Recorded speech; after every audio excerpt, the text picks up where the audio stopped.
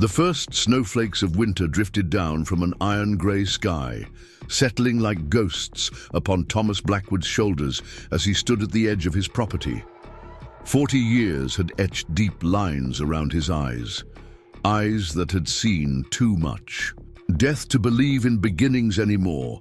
He pulled his worn leather coat tighter against the biting wind and surveyed the rugged landscape he called home. Before we jump back in, tell us where you're tuning in from. And if this story touches you, make sure you're subscribed, because tomorrow I've saved something extra special for you.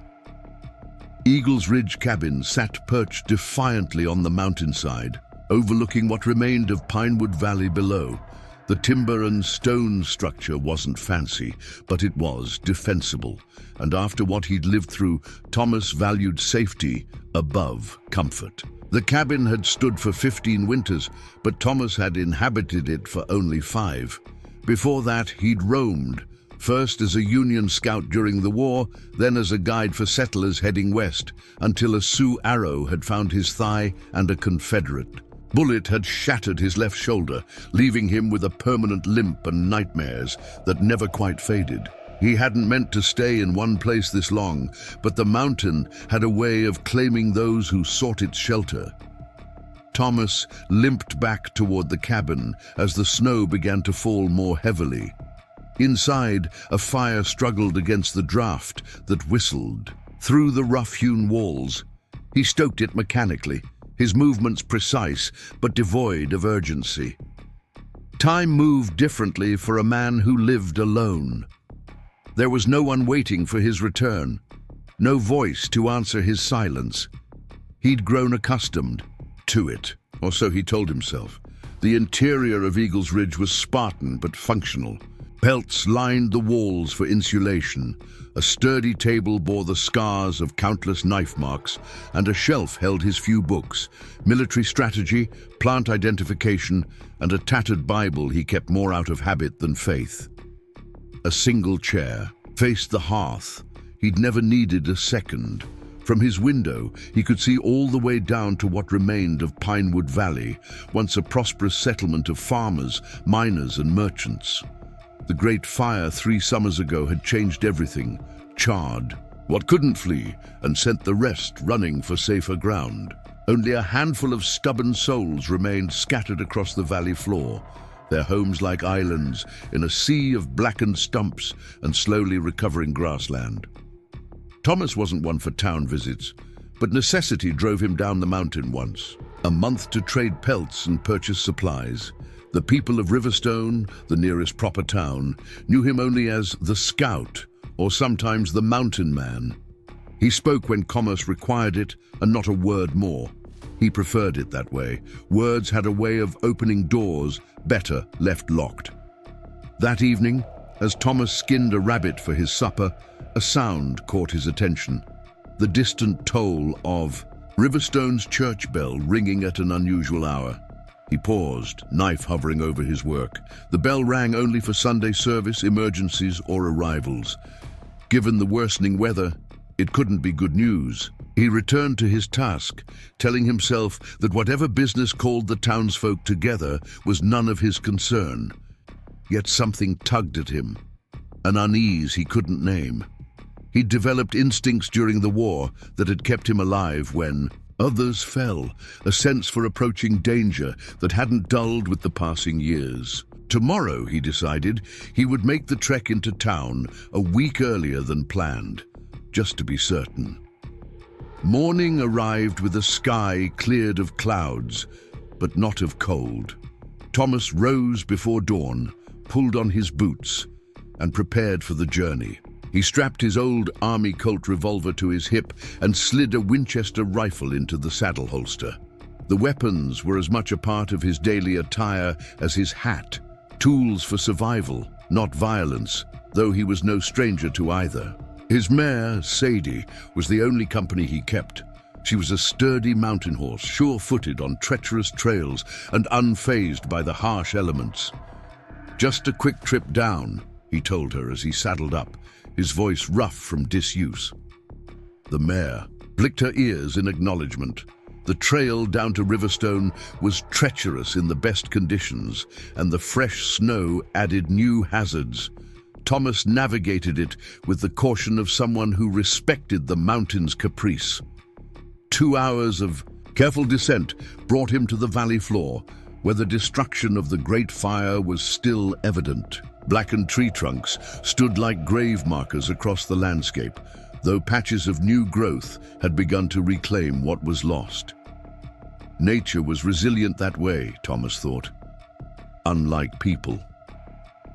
As he rode through what had once been the heart of Pinewood Valley, he passed abandoned homesteads and collapsed barns, memorials to dreams consumed by flame.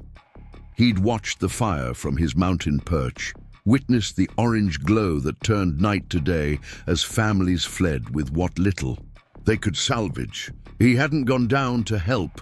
There had been nothing he could do against a blaze of that magnitude, he told himself, but the truth, buried deeper, was that he'd grown too accustomed to watching disaster from a distance.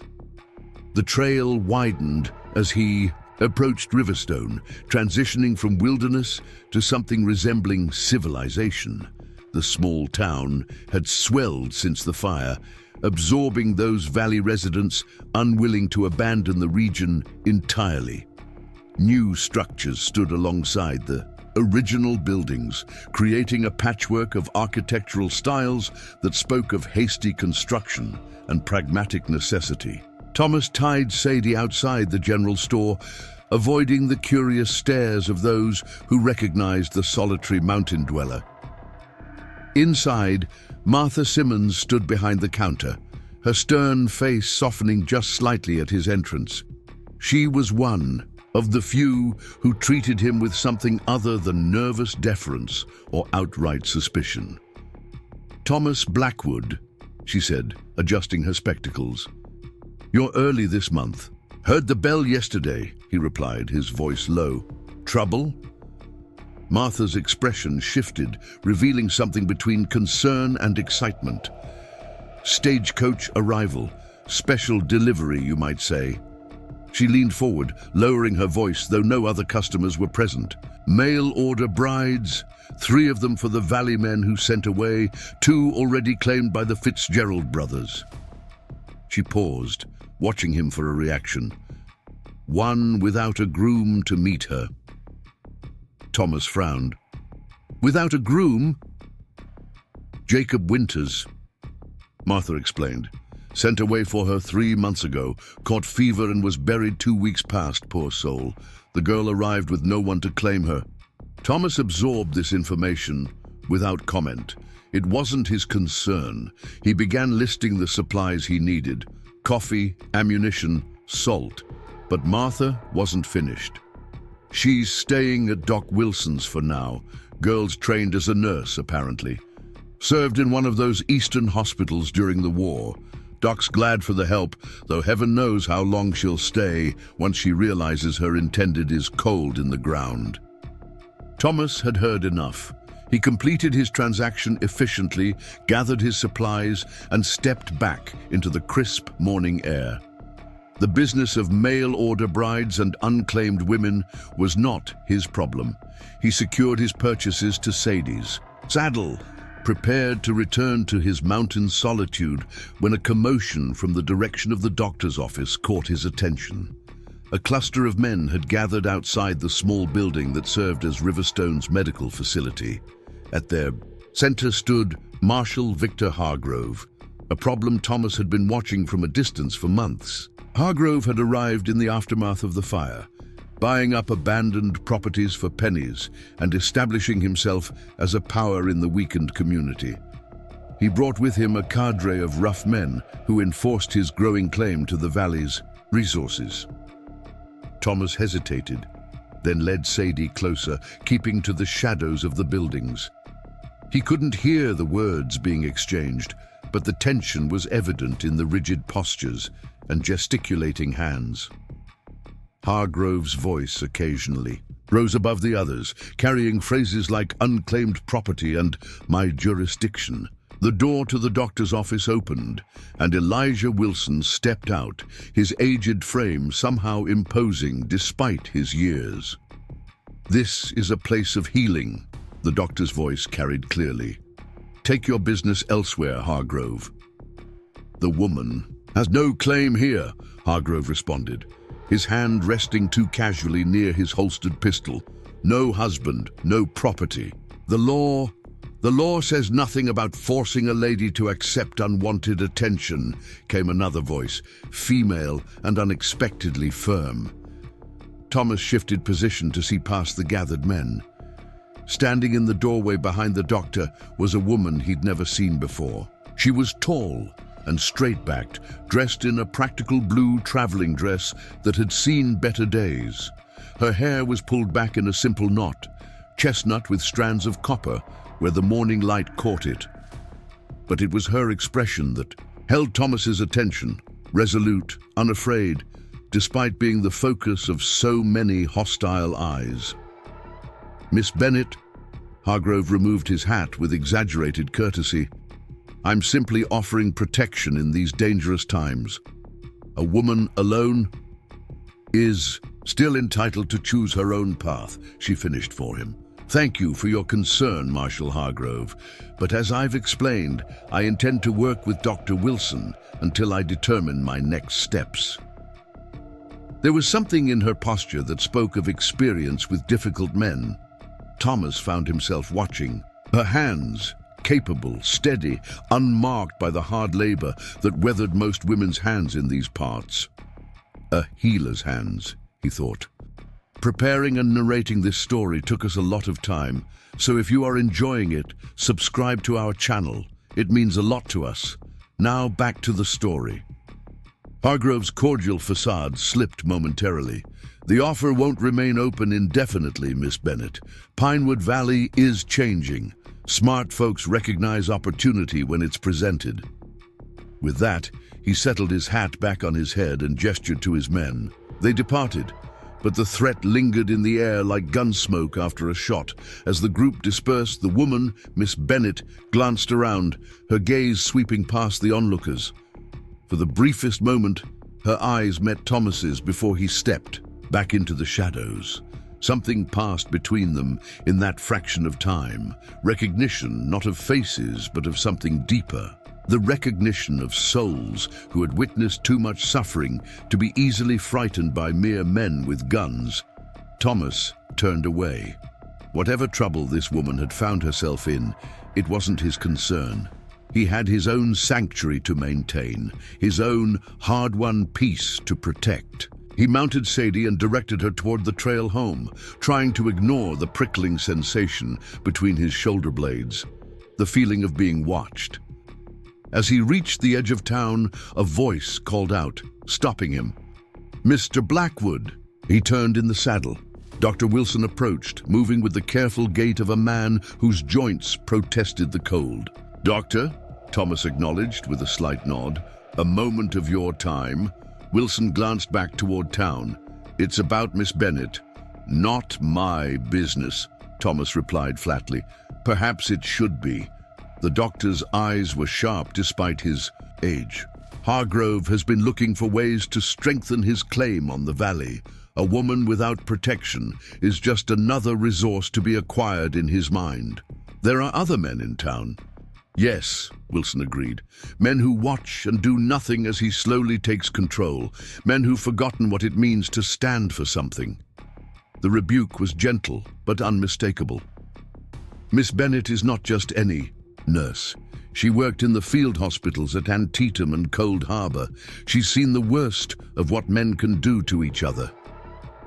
Thomas remained impassive, though the mention of Cold Harbor sent an unwelcome shudder through his scarred shoulder.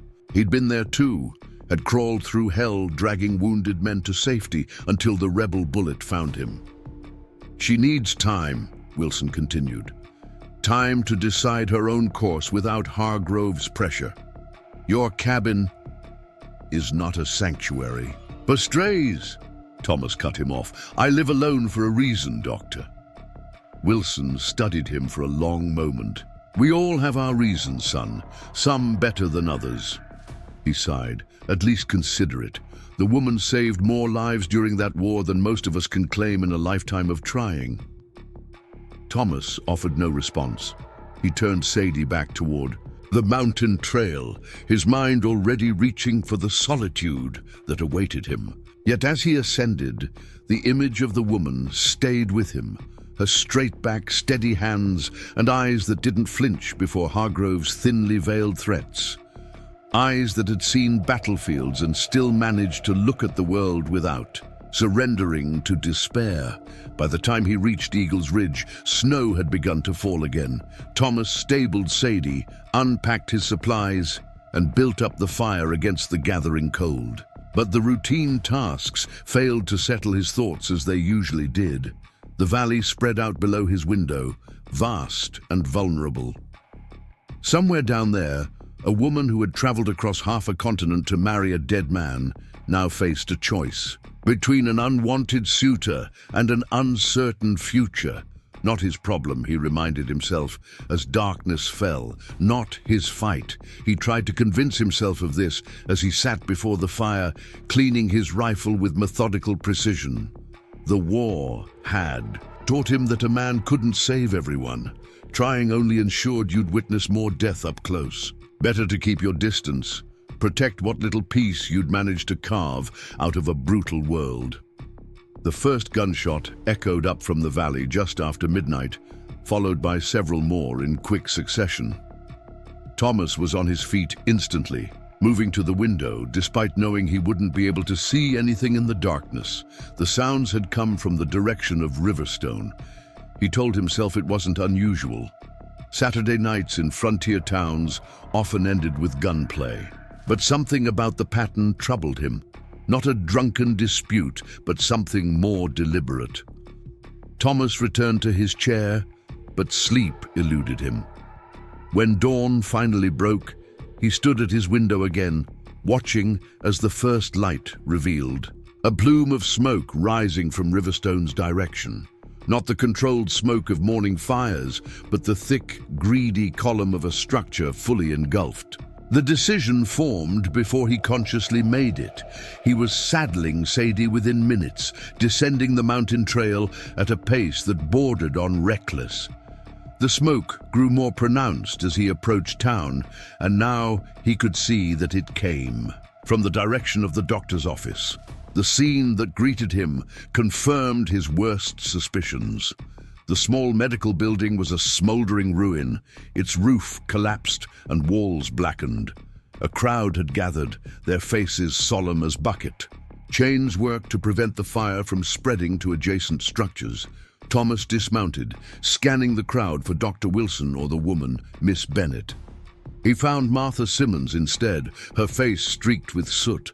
"What happened?" he asked, his voice rougher than intended. Martha looked at him with surprise.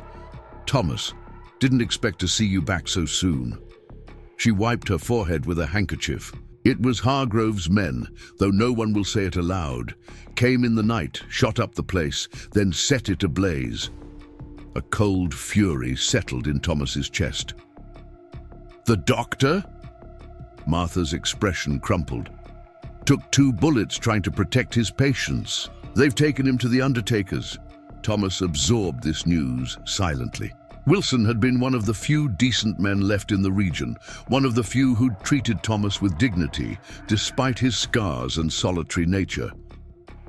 And the woman, Miss Bennett, alive, though that's no doing of Hargrove's, Martha replied. She was tending a patient at the Miller place when it happened, came running when she heard the shots, pulled 3 people from the flames before anyone else dared approach. Martha nodded toward the saloon across the street. "She's in there, now treating burns and breathing in everyone else's smoke after inhaling plenty of her own." Thomas moved toward the saloon without another word, driven by an urgency he didn't stop to examine. Inside, the usual card tables had been repurposed as treatment stations. Clara Bennett moved between them, her dress singed and hair falling, loose from its knot, yet her movements remained precise and controlled. She applied bandages, checked breathing, spoke quiet words of reassurance to those in her care. He stood watching her work, recognizing the efficiency of someone accustomed to triage situations. She didn't waste motion or emotion, channeling everything into the task at hand. It was how he'd survived the war. One moment, one decision, one breath at a time. She sensed his presence eventually, looking up to meet his gaze. Recognition flickered in her eyes. She remembered their brief connection from the day before. For a moment, they simply regarded each other across the room, two veterans of different battlefields, assessing a kindred spirit. "Mr. Blackwood," she said finally, her voice steady despite the exhaustion evident in the shadows beneath her eyes. "Dr. Wilson spoke of you." "He's dead," Thomas replied, the bluntness a mercy compared to gentler lies. She nodded once, absorbing this confirmation of what she likely already knew. "Because he offered me shelter." "Because Hargrove wants control," Thomas corrected. "You were just the excuse."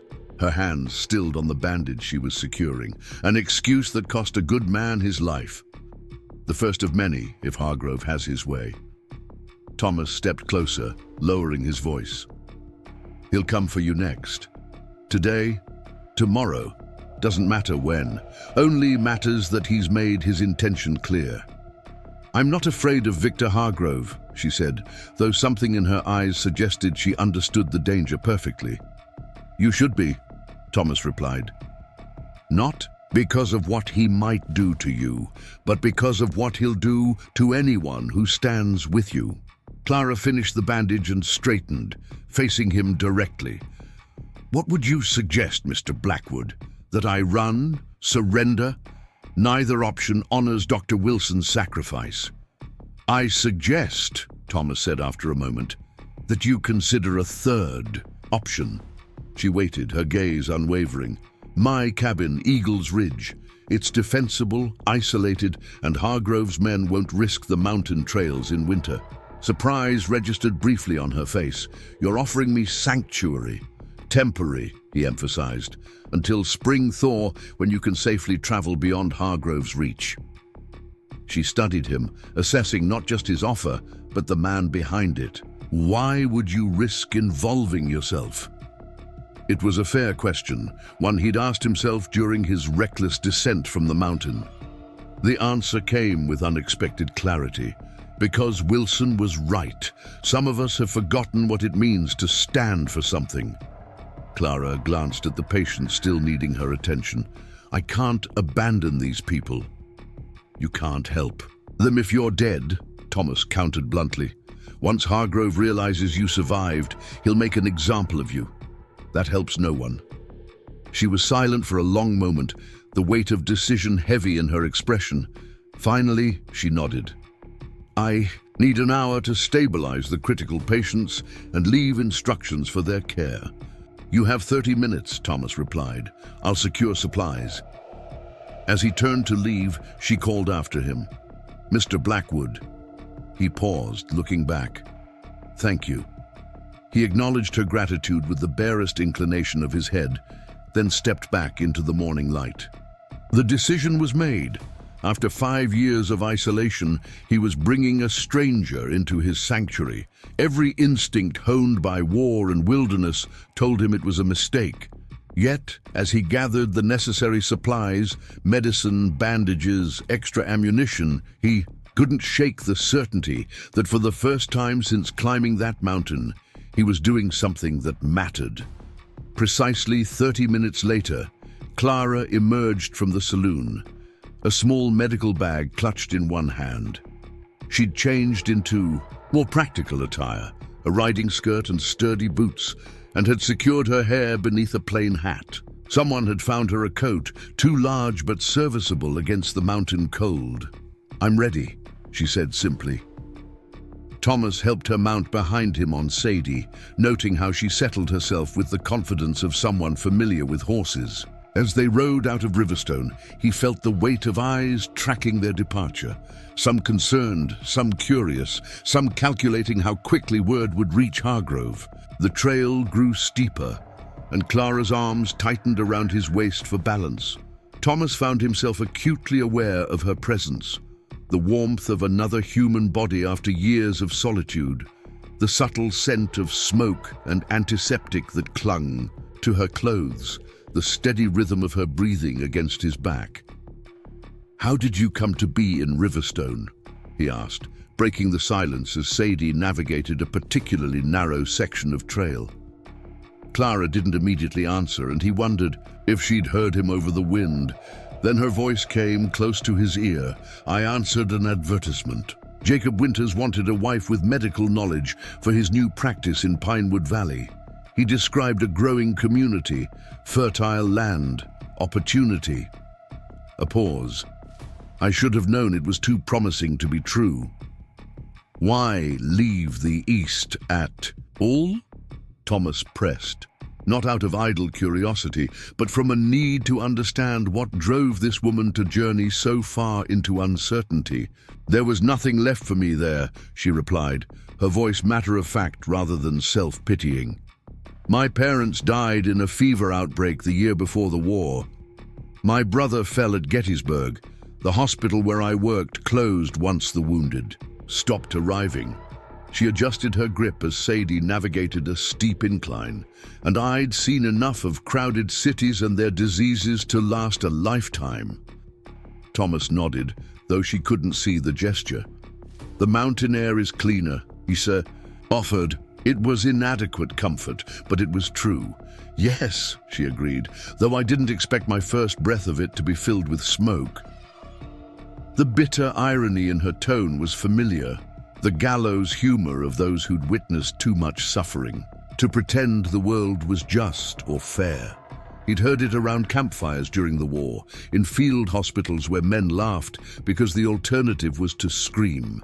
As they climbed higher, the landscape opened beneath them. The scarred valley, the distant rooftops of Riverstone, the winding river that gave the town its name. Clara gasped softly, and Thomas felt her twist to look back at the vista. "It's beautiful," she said, "even wounded as it is."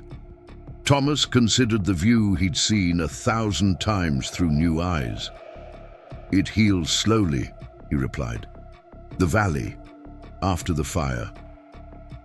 "Most wounds do," she said, and he heard the knowledge of a battlefield nurse in those 3 simple words. They continued upward in companionable silence, each lost in private thoughts. When Eagle's Ridge finally came into view, Thomas felt an unexpected surge of self-consciousness. He saw his cabin as Clara might, isolated, rough-hewn, barely large. Enough for one person, let alone 2. "Home," he said unnecessarily as they approached. Clara didn't respond immediately. When she did, her voice held no judgment. "A fortress," she observed instead. "You chose well." Thomas helped her dismount, noting how she suppressed a wince as her feet touched the ground. Hours on horseback after a night of firefighting would leave anyone sore. "I'll see to Sadie," he said. "Make yourself." He trailed off, realizing the absurdity of suggesting she make herself comfortable in a space that offered so little comfort. Clara seemed to understand. "Thank you," she said, taking her small bag and moving toward the cabin door. She paused before entering, looking back at him. "I won't be a burden, Mr. Blackwood. I can earn my keep." The formal address struck him as oddly out of place now that she was standing on his doorstep. "Thomas," he corrected, "or Tom." A slight smile touched her lips. "Clara," she returned, then disappeared into the cabin. Thomas took longer than necessary tending to Sadie, unsure what awaited him inside. When he finally entered, he found Clara standing by the window, gazing out at the valley below. She'd removed her hat and coat, and her hair had come fully loose, falling in waves down her back. In the cabin's dim light, the copper highlights he'd noticed earlier gleamed like embers. "You can see everything from here," she said without turning. "That's the point," Thomas replied, setting down the supplies he'd carried in. Now she did turn, her eyes taking in the cabin's sparse interior. "One chair," she observed. "I wasn't expecting company." "No," she agreed. "You've made that abundantly clear." There was no accusation in her tone, only calm assessment. She moved away from the window, rolling up her sleeves. "Now, I should examine your shoulder." Thomas stiffened. "My shoulder is fine." "Your left shoulder carries an old wound," she said, as if he hadn't spoken. "You favor it when you move, especially after exertion. The way you described being at Cold Harbor makes me suspect a bullet wound, poorly treated and long healed, but still troublesome in cold weather." Her accuracy was unnerving. "I don't need doctoring." Clara regarded him steadily. "Consider it payment for my sanctuary, then. I am a healer without a place to heal. You are a wounded man who believes he's beyond repair. We can help each other, Mr. Blackwood." She caught herself. "Thomas." The sound of his name in her voice created an unexpected warmth in his chest. He found himself nodding curtly and removing his coat, then his shirt, exposing the tangled mass of scar tissue that marked his left shoulder.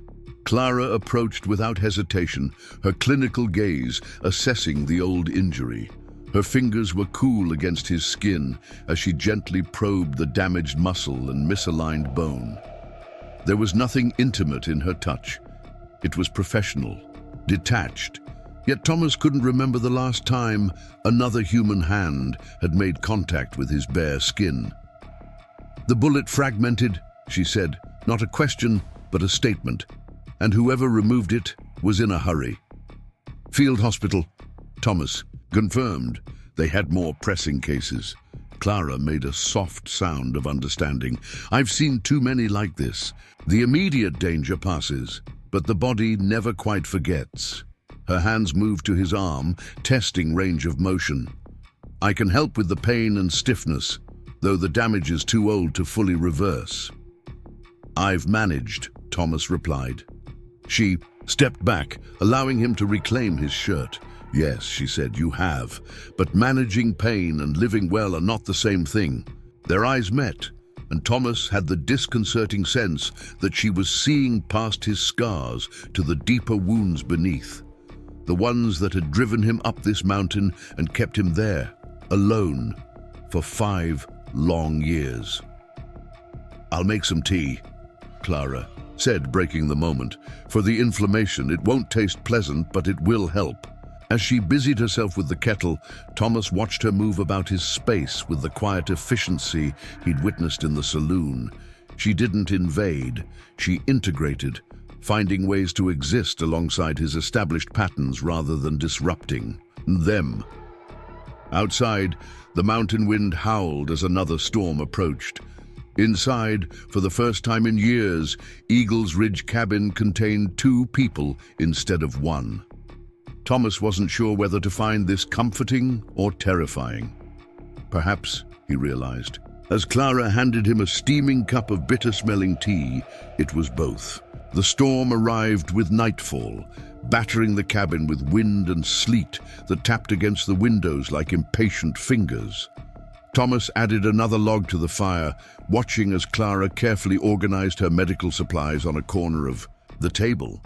She had little: bandages, a few bottles of tinctures, surgical needles and thread, a stethoscope that had seen better days, but she arranged them with reverence, tools of a trade that had become her identity. "Will you tell me about it?"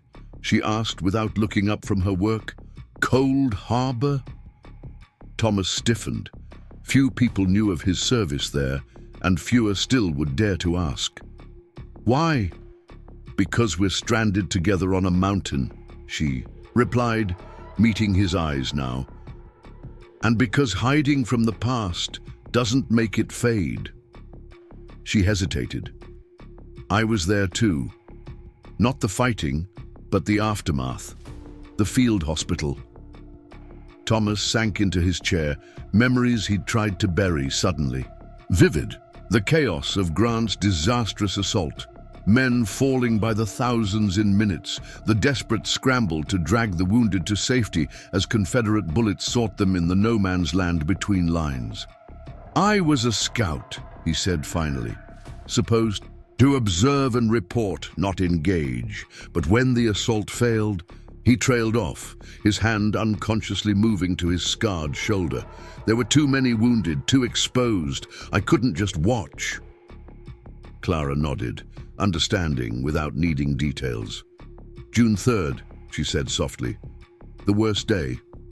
We received over 800 wounded by noon, many beyond saving." Her hands stilled on her supplies, eyes distant. "I held more dying boys that day than I can count. They all asked for water or their mothers. None asked for glory." "I don't remember." "Reaching the field hospital," Thomas admitted. "Took a bullet trying to carry a captain back. Woke up 3 days later on a transport to Washington." "You were fortunate," Clara said, not unkindly. "Many wounds putrefied before treatment. The heat, the lack of clean water." "Is that why you came west?" Thomas asked. "To escape those memories?" She considered the question, tucking a strand of hair behind her ear.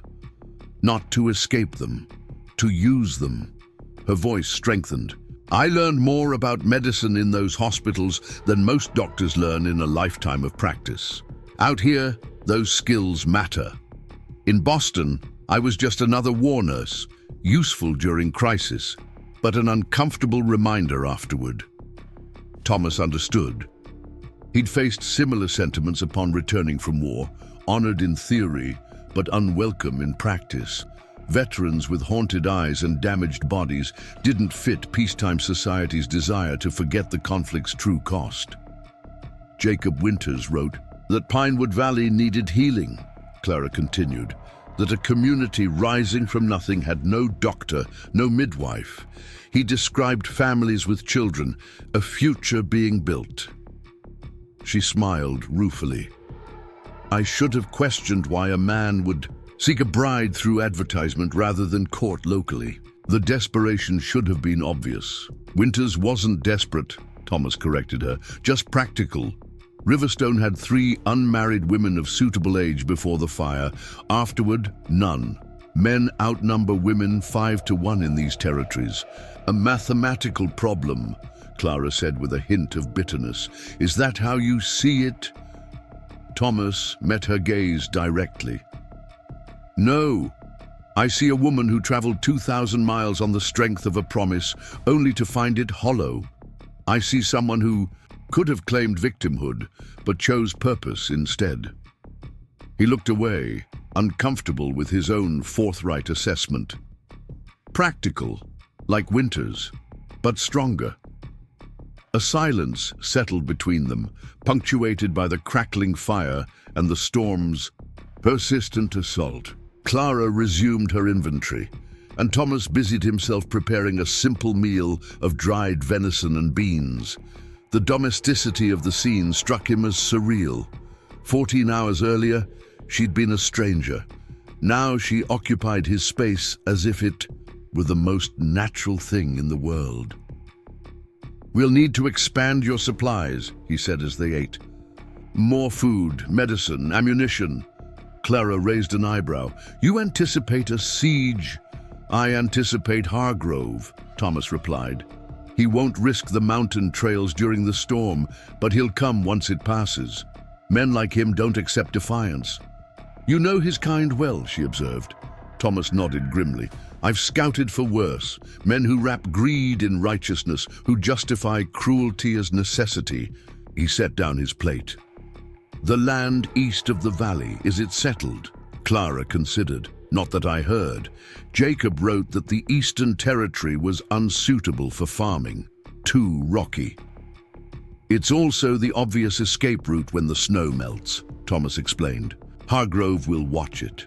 We'll need an alternative." "You've thought this through," Clara said, studying him.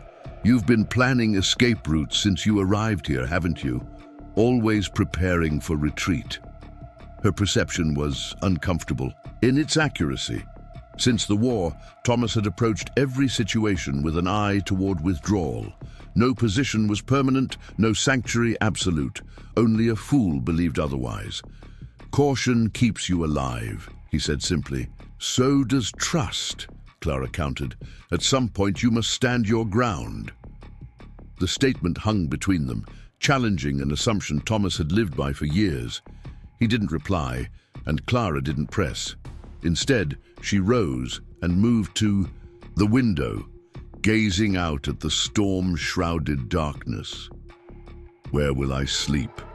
she asked practically. Thomas hadn't considered this detail. "Take the bed," he said. "I'll use the chair." Clara turned to look at the narrow cot against the wall. "That's hardly fair." "We could take the bed," Thomas repeated firmly. "I rarely sleep through the night anyway." This was true. His dreams were too often invaded by the faces of men he couldn't save, by the screams of horses caught in artillery fire, by the sickening sensation of a bullet tearing through flesh and bone. Clara seemed about to argue, then nodded. "Thank you." Later, as Clara slept beneath his worn blankets, Thomas sat before the dying fire, rifle across his knees, listening to the storm. Her breathing was deep and even, the exhaustion of the past day claiming her completely. He envied that ability to surrender to sleep, to trust that the world would still be there upon waking. His gaze drifted to her medical bag, then to the small wooden box beside it, something she'd brought from the doctor's office. Curiosity tugged at him. Who was this woman really? What did she carry with her besides medical supplies and bitter memories? He resisted the urge to look. Whatever secrets Clara Bennett harbored were hers to keep or share as she chose. God knew he had enough of his own. Dawn arrived with eerie silence, the storm having exhausted itself sometime in the night. Thomas rose from his vigil, stiff from hours in the chair, and stoked the fire back to life. Clara still slept, one hand curled beneath her cheek, her expression peaceful in a way it hadn't been while awake.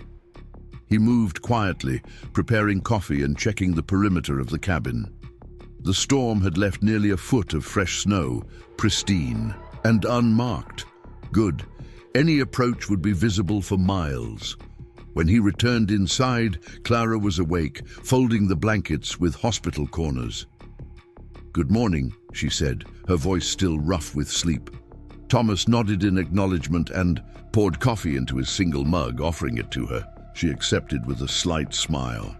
"You look as though you didn't sleep at all," she observed. "I rested enough."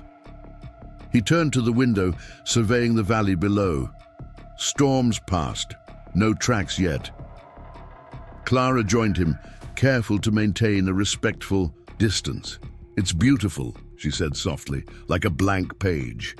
The poetic observation was unexpected. Thomas glanced at her profile, struck by how different she looked in the clear morning light. Younger, somehow, the strain of yesterday temporarily lifted. He felt a strange urge to ask what she saw in that expanse of white, what story she imagined written upon it. Instead, he said, "We need to prepare." They spent the morning reinforcing the cabin's defenses. Thomas showed Clara how to use his spare revolver, pleased to find she already understood the basics. "My brother taught me before Gettysburg," she explained, checking the cylinder with competent hands. "He said a woman alone should know how to protect herself." "Wise man," Thomas commented. "He was 19 when he died," Clara said matter-of-factly. Wisdom came too late to save him. By midday, they had established a system. Thomas would handle exterior vigilance and hunting, Clara the interior organization and medical preparations. She insisted on examining his shoulder again, mixing a salve from her supplies that smelled of witch hazel and arnica. "This will help with the inflammation," she explained, as she applied it to the puckered scar tissue. "You've been compensating for years, overusing your right side. That's why your back pains you in the mornings." Thomas hadn't mentioned his back pain. "How did you know?" "The way you move when you first rise," she replied, her fingers working the salve into his muscle with gentle pressure. Like a man, walking on broken glass, trying not to show it. Her touch was clinical but not impersonal. Thomas found himself relaxing incrementally beneath it, the chronic tension easing. "Where did you learn this? Not in army hospitals." "My mother," Clara said, a softness entering her voice. "She was known for her healing hands in our neighborhood. People came to our kitchen table rather than pay doctors they couldn't afford." She finished the treatment and wiped her hands on a cloth. She believed medicine wasn't just about treating illness, but about restoring balance, body and spirit together. "And you?" Thomas asked, rolling his shoulder experimentally. It moved with less resistance than usual. "I believe in evidence and observation," Clara replied, "but I've seen too many cases where the body should heal and doesn't, or should surrender and doesn't, to discount the power of spirit entirely." Thomas nodded thoughtfully, pulling his shirt back on. "There were men who should have died from their wounds but didn't. Others who died from scratches that barely bled." "Exactly." She began repacking her supplies. "The war taught medicine valuable lessons, but it also revealed our limitations. We understand mechanics, but not mysteries." The conversation was interrupted by the distant crack of a rifle shot, far down the valley but clear in the post-storm stillness. Thomas was at the window instantly, searching for the source. Nothing moved on the white landscape. "Target practice?" Clara suggested, joining him. "Maybe." Thomas wasn't convinced. "Or a signal." They didn't have to wait long for confirmation. By mid-afternoon, a column of riders appeared at the valley's edge, moving cautiously through the snow. Even at this distance, Thomas recognized Hargrove at their head, his distinctive grey coat visible against the white backdrop. 8 men, Thomas counted, reaching for his rifle, more than I expected. Clara's expression remained calm, though her hands tightened on the windowsill. "What's their plan? They can't possibly reach us before nightfall." "They're not trying to," Thomas explained, watching the riders pattern. "They're establishing a perimeter, cutting off routes down the mountain, planning to move closer each day." "A siege, after all," Clara said quietly. "Of sorts. They'll try to wait us out, force us down when supplies dwindle." He turned to face her. "This is my fight, not yours. If you want to surrender—" "Stop!" she interrupted, a flash of anger in her eyes. "Don't insult me by suggesting I'd abandon you to face them alone. They murdered Dr. Wilson. They burned a place of healing with patients inside." Her voice was steel. "This became my fight the moment they chose violence over decency." Thomas studied her, seeing not just determination but righteous fury, the same kind that had propelled him through battlefields when exhaustion should have claimed him. He nodded once, accepting her decision. "Then we need a better plan than waiting." That evening they took inventory of their supplies. Food for 3 weeks, if carefully rationed. Ammunition sufficient for defense, but not prolonged engagement. Medical supplies limited primarily to what Clara had brought with her.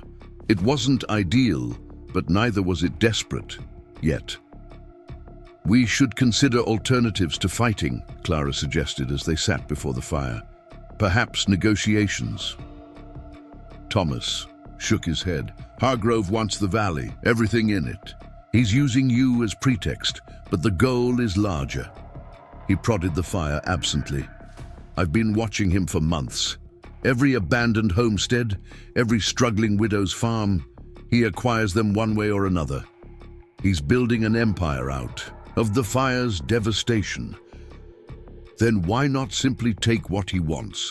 Why the pretense of legality?" "Because he needs legitimacy," Thomas explained. "The territorial governor is sending representatives in spring to assess the region's recovery. Hargrove wants recognized ownership before they arrive."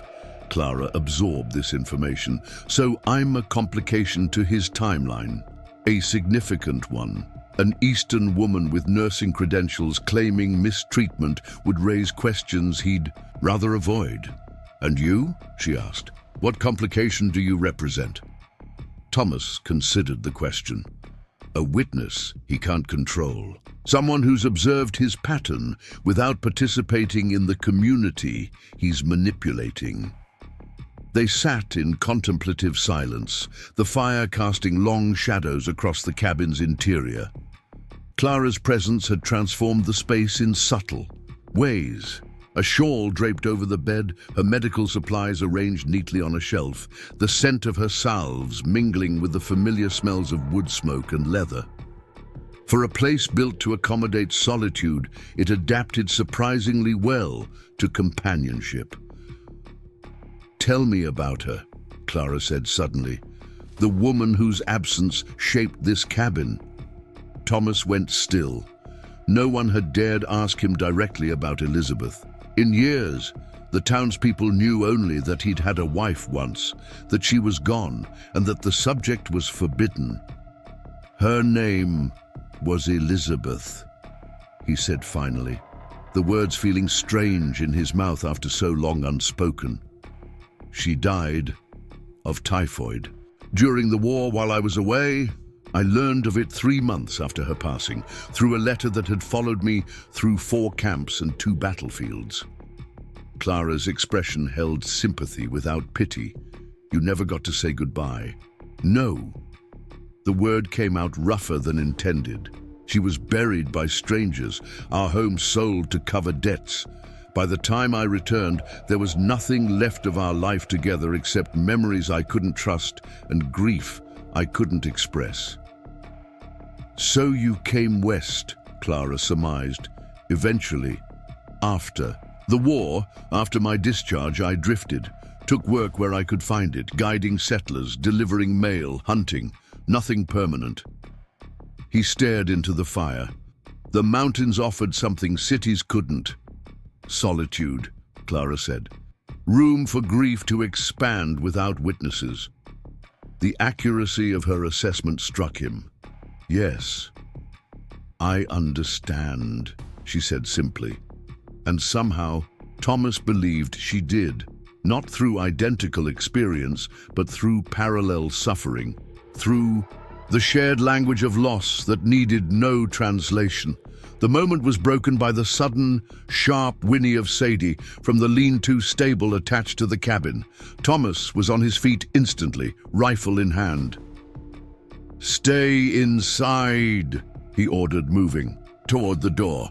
"Thomas," Clara began, concern evident. "Stay inside," he repeated more gently this time. "Please." Outside, the night was clear and cold, stars brilliant in the black sky. Thomas moved silently toward the stable, every sense alert. Sadie whinnied again, stamping nervously. Something had disturbed her, something closer than Hargrove's distant camp. A shadow moved at the edge of the clearing. Thomas raised his rifle, tracking it. Not a man, too small, too fluid in its movements. A wolf, perhaps, drawn by the scent of the horse. He relaxed marginally, but remained vigilant. Wolves rarely attacked humans, but hunger made all creatures desperate. The shadow moved again, resolving into the form of a dog, a half-starved hound with ribs visible even in the dim light.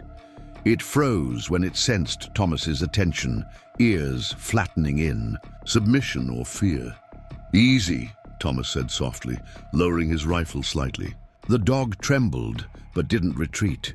Its desperation overrode its caution.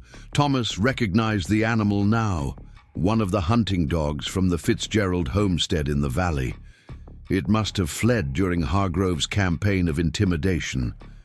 The cabin door opened behind him, spilling lamplight into the yard. "Thomas," Clara called, concern overriding his instruction to stay inside. The dog startled, half turning to flee, then stilled as Clara emerged. Something in her posture or scent seemed to reassure it. She moved forward slowly, ignoring Thomas's warning gesture. "It's all right," she said, not to Thomas but to the trembling animal. "You're safe now." To Thomas's amazement, the dog inched toward her, tail tucked but nose working frantically. Clara knelt in the snow, patient, unthreatening. Eventually, the dog approached close enough to sniff her outstretched hand. "He's starving," she said to Thomas, "and injured. His paw." Thomas could now see the awkward way the dog held its right foreleg. Could be broken, could be infected.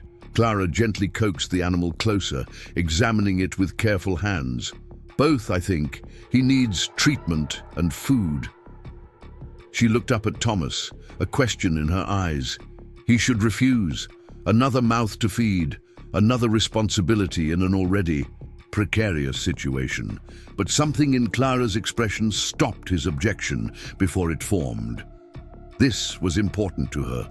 This act of mercy amid danger, this insistence that healing mattered even now, perhaps especially now. "Bring him in," Thomas sighed. "But he's your responsibility." Clara smiled then, a real smile that transformed her face from merely handsome to genuinely beautiful.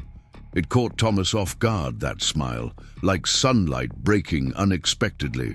Through storm clouds, the dog, Scout Clara named him, became an unlikely addition to their mountain sanctuary.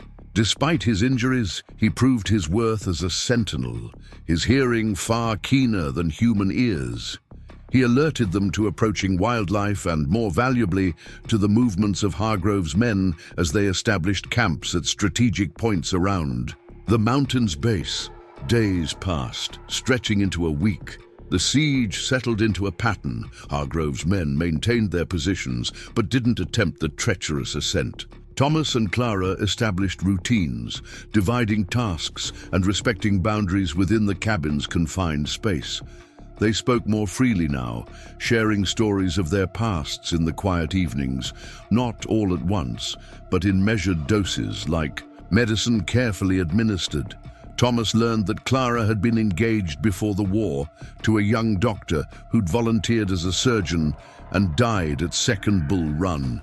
She'd trained as a nurse, partly to honor his memory and partly to channel grief into purpose. She spoke of her parents' home in Boston, of her mother's garden and her father's books, of the life she'd expected versus the one history had thrust upon her. In return, Thomas shared fragments of his own journey, his childhood in Pennsylvania, his work as a surveyor before the war, his reluctant enlistment when it became clear the conflict wouldn't end quickly. He described Elizabeth not as a saint, but as a woman of strong opinions and quick laughter, who'd loved spring mornings and despised sewing, who'd married him despite her father's objections to his humble prospects. "You still love her," Clara observed one evening as Thomas described the small house they'd shared in their brief marriage. He considered the question seriously. "I love who she was," he said finally, "and who I was when I was with her. Both are gone now." Clara nodded, understanding the distinction. "That's the truest definition of grief I've ever heard. We mourn not just those we've lost, but the versions of ourselves that existed in their presence." On the 8th day, the situation shifted. Thomas spotted riders leaving the valley, heading toward Riverstone. "They're rotating men," he explained to Clara, "maintaining the blockade, but returning to town for supplies and information." "Is that an opportunity?" she asked. "Perhaps." Thomas had been considering strategies, discarding most as too risky. "If we could get a message to allies in town." "Do we have allies?" Clara's question wasn't skeptical, but practical. Thomas thought of Martha Simmons, who'd warned him about Hargrove's interest in Clara, of Frank Miller, the saloon owner who'd lost a son in the war and viewed Hargrove's strong-arm tactics with thinly veiled disgust. A few, not many willing to act, but some willing to speak. "That might be enough," Clara said thoughtfully. "Hargrove needs legitimacy, you said. What undermines legitimacy more than public opposition?" The idea took shape between them, not an escape plan, but a counter-move. If they could spread word of Hargrove's true intentions, rally what remained of the community's independent spirit, perhaps the siege would falter from within. "It's risky," Thomas cautioned. "Anyone carrying messages would be exposed." Clara glanced at Scout, who lay beside the fire, his splintered leg healing well. "Not necessarily." Thomas followed her gaze, understanding dawning. "The dog. You can't be serious." "Dogs return home," Clara explained. "Scout belonged to the Fitzgeralds. If we attached a message, he might carry it directly to them." "Might," Thomas emphasized. "Or might be intercepted, or might follow his nose to a different destination. Entirely." "Do you have a better option?" Clara challenged. He didn't, and she knew it. Their supplies wouldn't last indefinitely. Eventually they would face the choice between surrender and a desperate attempt to break through Hargroves. Gordon. Neither option promised survival. That night they composed a message, concise, factual, addressing it to Martha Simmons rather than the Fitzgeralds directly. Clara wrote it in her neat, precise hand, detailing Hargrove's actions and his larger ambitions for the valley. Thomas added tactical information about the positions of Hargrove's men, the rotation schedule he'd observed, potential vulnerabilities. "Will it be enough?" Clara asked as she sealed the letter in oilcloth to protect it from moisture. "I don't know," Thomas admitted, "but it's better than waiting for hunger to decide our fate." In the morning, they secured the package to Scout's collar. The dog had regained strength under Clara's care, his ribs no longer visible, his eyes alert and trusting. Clara knelt before him, stroking his ears, murmuring instructions as if he could understand the gravity of his mission. "Find home," she told him, her voice gentle but firm. "Find friends." Thomas opened the cabin door, and Scout looked uncertainly between them, sensing something unusual in their manner. "Go," Thomas encouraged, gesturing toward the trail. "Go!" "On, boy." Scout hesitated, then darted out, circling the yard once before disappearing into the trees. They watched until he was lost from sight, the small bundle on his collar their only link to the world below. "He'll make it," Clara said with more conviction than evidence warranted. Thomas didn't contradict her. Hope was a luxury he'd denied himself for years, but standing beside Clara in the winter sunlight, watching their unlikely messenger vanish into the forest, he allowed himself to consider the possibility that not all battles ended in retreat or surrender. Sometimes, just sometimes, reinforcements arrived when least expected. They spent the day as usual, Thomas checking their defenses, Clara inventorying supplies and tending to her medicinal herbs. But an undercurrent of anticipation ran beneath the routine, a sense that the balance had shifted, however slightly. That evening, as they sat before the fire, Clara broke their companionable silence. "If we survive this," she said, "what then?" The question caught Thomas unprepared. He'd been focused entirely on immediate survival, not on what might follow. "I haven't thought that far ahead." "Perhaps you should," she suggested. "We all need something to move toward, not just something to endure." Thomas studied her face in the firelight, noting the strength in her profile, the determination in her eyes, despite the circumstances. "What about you?" he asked. "If we survive, what then?" Clara considered the question carefully. "I still want what I came for," she said finally. "A place to practice healing. A community that needs what I can offer." She looked around the cabin, her gaze lingering on the small touches she'd added. Herbs hanging to dry, bandages neatly rolled, the makeshift second chair she'd fashioned from a barrel. "I've discovered I don't need much. Just purpose and peace. Those don't come easily," Thomas observed. "No," she agreed, "but they're worth fighting for." She held his gaze steadily. "You found purpose once in saving others during the war. Perhaps there's still room for that in your life." The suggestion unsettled him. He'd convinced himself that his scouting days were behind him, that his obligation to humanity had been fulfilled in blood and pain on distant battlefields. Yet Clara's words stirred something long dormant, the memory of what it felt like to be needed, to matter in the grand scheme of things beyond his own survival. Before he could respond, scouts' distant bark reached them, frantic, urgent, coming from the trail below the cabin. Thomas grabbed his rifle, moving quickly to the door. "Stay inside," he ordered, repeating the instruction that had become automatic. This time, Clara ignored him, following close behind as he stepped onto the porch. "He's returned too quickly," she said, worry evident in her voice. "Something's wrong." The barking grew louder, more desperate. Then came another sound, the thunder of hooves on the frozen trail, moving fast. Thomas raised his rifle, bracing for confrontation. Scout burst from the tree line, running full tilt toward the cabin despite his healing leg. Behind him, silhouetted, against the night sky, rode a single horseman. Not one of Hargrove's men, judging by the urgency of his approach and the lack of supporting riders. "Thomas Blackwood!" a voice called out, young, male, vaguely familiar. "Don't shoot! It's James Fitzgerald!" Thomas lowered his rifle slightly but remained wary. "Identify yourself properly." The rider slowed, raising his hands to show he was unarmed. "James Fitzgerald," he repeated, coming into clearer view. "Martha Simmons sent me. Your dog found us. Smart creature. Led my brother straight to our door." Thomas recognized him now, the younger of the Fitzgerald brothers, barely 20, who'd claimed one of the other mail-order brides. "What's happened?" he demanded. James dismounted, approaching cautiously. Scouts circled around him, returning to Clara's side as if reporting his successful mission. "Hargrove's men raided Riverstone last night," James explained, still catching his breath. "Looking for information about you too. They roughed up Frank Miller pretty badly when he wouldn't talk."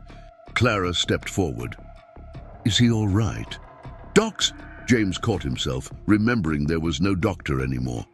"Martha's tending him, but that's not the worst of it." He glanced over his shoulder nervously. "Hargrove's bringing in more men. Professional gun hands from Carson City. They're planning something big, not just waiting you out anymore." Thomas and Clara exchanged concerned looks. "When?" Thomas asked. 2 days, maybe 3, James replied. "Martha sent me to warn you. Tell you to run while you can. There's a pass to the north that's still unguarded. If you leave tonight—" "No," Clara interrupted firmly. "Running won't solve this. Hargrove will only continue his campaign against anyone who stands in his way." James shook his head. "You don't understand. These aren't local thugs. These are killers with experience." "So am I," Thomas said quietly. The words emerged before he fully considered them, but he recognized their truth. His time as a scout had required more than observation. It had sometimes demanded actions he'd tried to forget in the peaceful years since. Clara looked at him sharply, hearing the shift in his tone, the hardening of resolve that transformed him from recluse to soldier before her eyes. "Thomas," she said, a question in his name. He met her gaze steadily. "You were right," he told her. "Some things are worth fighting for." The admission hung in the night air between them, waited, with implications neither was ready to fully articulate. But something fundamental had changed, not just in their strategy, but in Thomas himself. The mountain had been his retreat, his fortress against a world that had taken too much from him. Now, somehow, it had become a position worth defending, not just for survival, but for something more elusive and essential. Home, perhaps, or hope, or both. James Fitzgerald stayed the night, sleeping near the fire while Clara and Thomas planned their defense. The young man had brought valuable intelligence, not just warnings about Hargrove's hired guns, but maps showing the positions of his men around the mountain and details about who in Riverstone might still stand against the land grabbers' growing influence. "Martha's organizing," James explained as he traced routes on a crude map spread across Thomas's table. Quietly, carefully.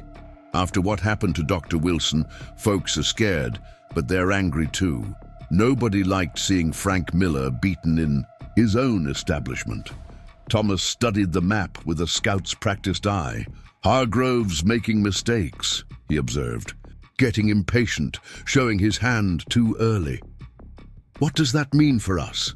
Clara asked, standing close enough that Thomas could feel the warmth of her presence at his shoulder. It means he's vulnerable, Thomas replied.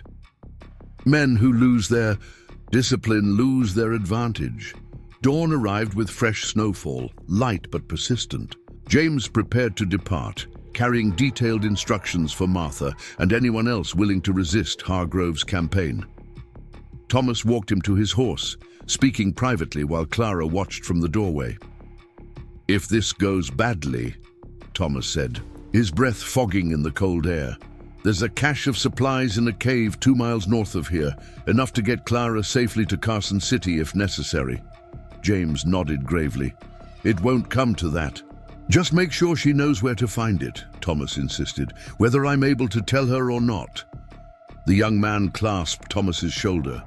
"You've chosen your ground, Blackwood. We won't let you stand alone on it." As James rode away, descending carefully through the new snow, Thomas felt Clara's approach behind him. "What was that about?" she asked, suspicion edging her voice. "Insurance," Thomas said simply, not meeting her eyes. Clara studied his profile, reading what he wouldn't say aloud. "You're planning for failure." "I'm planning for all possibilities," he corrected. "That's what scouts do." She stepped around to face him directly. "Listen to me, Thomas Blackwood. I didn't survive Cold Harbor, Boston fevers, and a journey across this continent to lose hope now. Whatever comes, we face it together." Her eyes, clear and determined in the morning light, held his without wavering. No separate escape plans, no noble sacrifices. Understood? The fierceness of her conviction startled him. In that moment, she reminded him not of Elizabeth, gentle Elizabeth with her books and quiet ways, but of something wilder, more elemental, a force shaped by the same fires that had forged him. "Understood," he agreed finally. They spent the day fortifying their position. Thomas had built the cabin with defense in mind, thick walls, strategic windows, clear sight lines to all approaches, but had never anticipated defending it against a coordinated assault. Clara proved unexpectedly resourceful, suggesting methods for reinforcing the shutters and creating barriers that could absorb bullets without splintering. "Field hospitals taught me how fragile wood becomes when struck by lead," she explained, as she helped him layer pelts between planks. "We lost patients to secondary splinters almost as often as to the original wounds." By evening, the cabin had transformed into something resembling a fortress. Windows were partially blocked, but left with narrow openings for observation and defense. Furniture was rearranged to provide additional cover. Water barrels were filled and positioned strategically in case of fire. Throughout these preparations, Scout patrolled the perimeter, his instincts sharper than his training, alerting them to any unusual sounds or movements in the surrounding forest. As night fell, they shared a simple meal in companionable silence. The urgency of preparation gave way to the quieter tension of waiting. Tomorrow or the next day, Hargrove's reinforcements would arrive. After that, the siege would either escalate to assault or resolve through negotiation. Neither option promised safety. "We should sleep in shifts," Thomas suggested as he checked his weapons one final time. Clara nodded agreement. "I'll take first watch." He started to object, then stopped himself. Her steady hands and clear eyes left no doubt that she was capable of standing guard. Besides, he had learned enough about Clara Bennett to recognize the stubborn set of her jaw when her mind was made up. "Wake me in 4 hours," he said instead. Thomas stretched out on his bed, rifle within easy reach, and closed his eyes.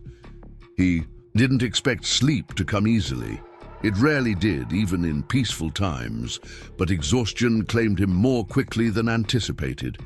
His last conscious thought was of Clara, silhouetted against the firelight, her posture alert yet serene, a guardian figure keeping watch over his dreams. He woke to her hand on his shoulder, gentle but insistent.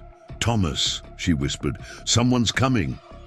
He was instantly alert, reaching for his rifle even as he rose. "Where?" "North Trail," Clara replied, moving toward the window. "Scout. Heard them first. Single rider moving fast." Thomas joined her at the observation point, peering through the narrow opening between shutters. The half moon provided just enough illumination to distinguish movement from shadow. A horse and rider were indeed approaching, following the path James had taken that morning. "Could be a messenger," Clara suggested. "From Martha, perhaps." Thomas remained silent, unconvinced. The rider's approach was too direct, too confident for someone attempting to avoid Hargrove's patrols. Either they didn't know about the men watching the mountain, or... "It's a trap," he said suddenly. "They want us to reveal our position." As if confirming his suspicion, the unmistakable crack of a rifle shot echoed through the night. The approaching rider slumped forward, but remained mounted as the horse continued upward, now at a panicked pace. More shots followed, missing their mark as the horse's erratic movements made targeting difficult. "They're shooting their own man," Clara gasped, horrified. "Not their man," Thomas corrected grimly. "A sacrifice. Someone expendable whose death might draw us out." He had seen such tactics during the war. Confederate scouts sent forward under white flags, then shot by their own side when Union forces emerged to offer aid.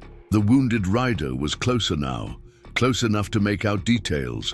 A young man, hardly more than a boy, wearing clothes too large for his frame. Blood darkened his coat where the bullet had found him. "We have to help him," Clara said, already reaching for her medical bag. Thomas caught her arm. "That's exactly what they want." She pulled away from his grip.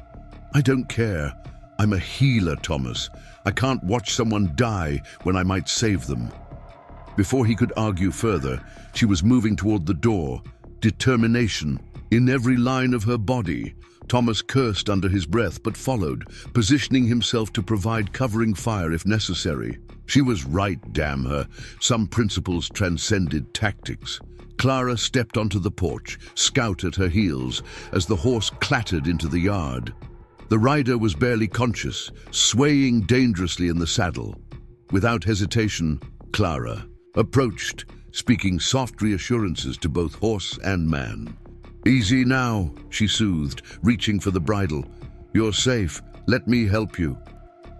The young man's eyes fluttered open, unfocused with pain and blood loss. "Trap," he managed to stammer. "We know," Clara replied, helping him down from the saddle. "But you're not part of it, are you?" He shook his head weakly. "Stable boy, Riverstone. Made me ride." Blood bubbled at his lips, suggesting the bullet had found a lung. Thomas scanned the darkness beyond the clearing, rifle ready. He saw nothing, but instinct told him they were being watched.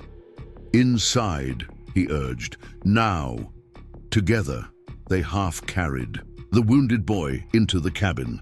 Clara immediately set to work, cutting away his bloodied clothing to reveal the entry wound just below his right collarbone.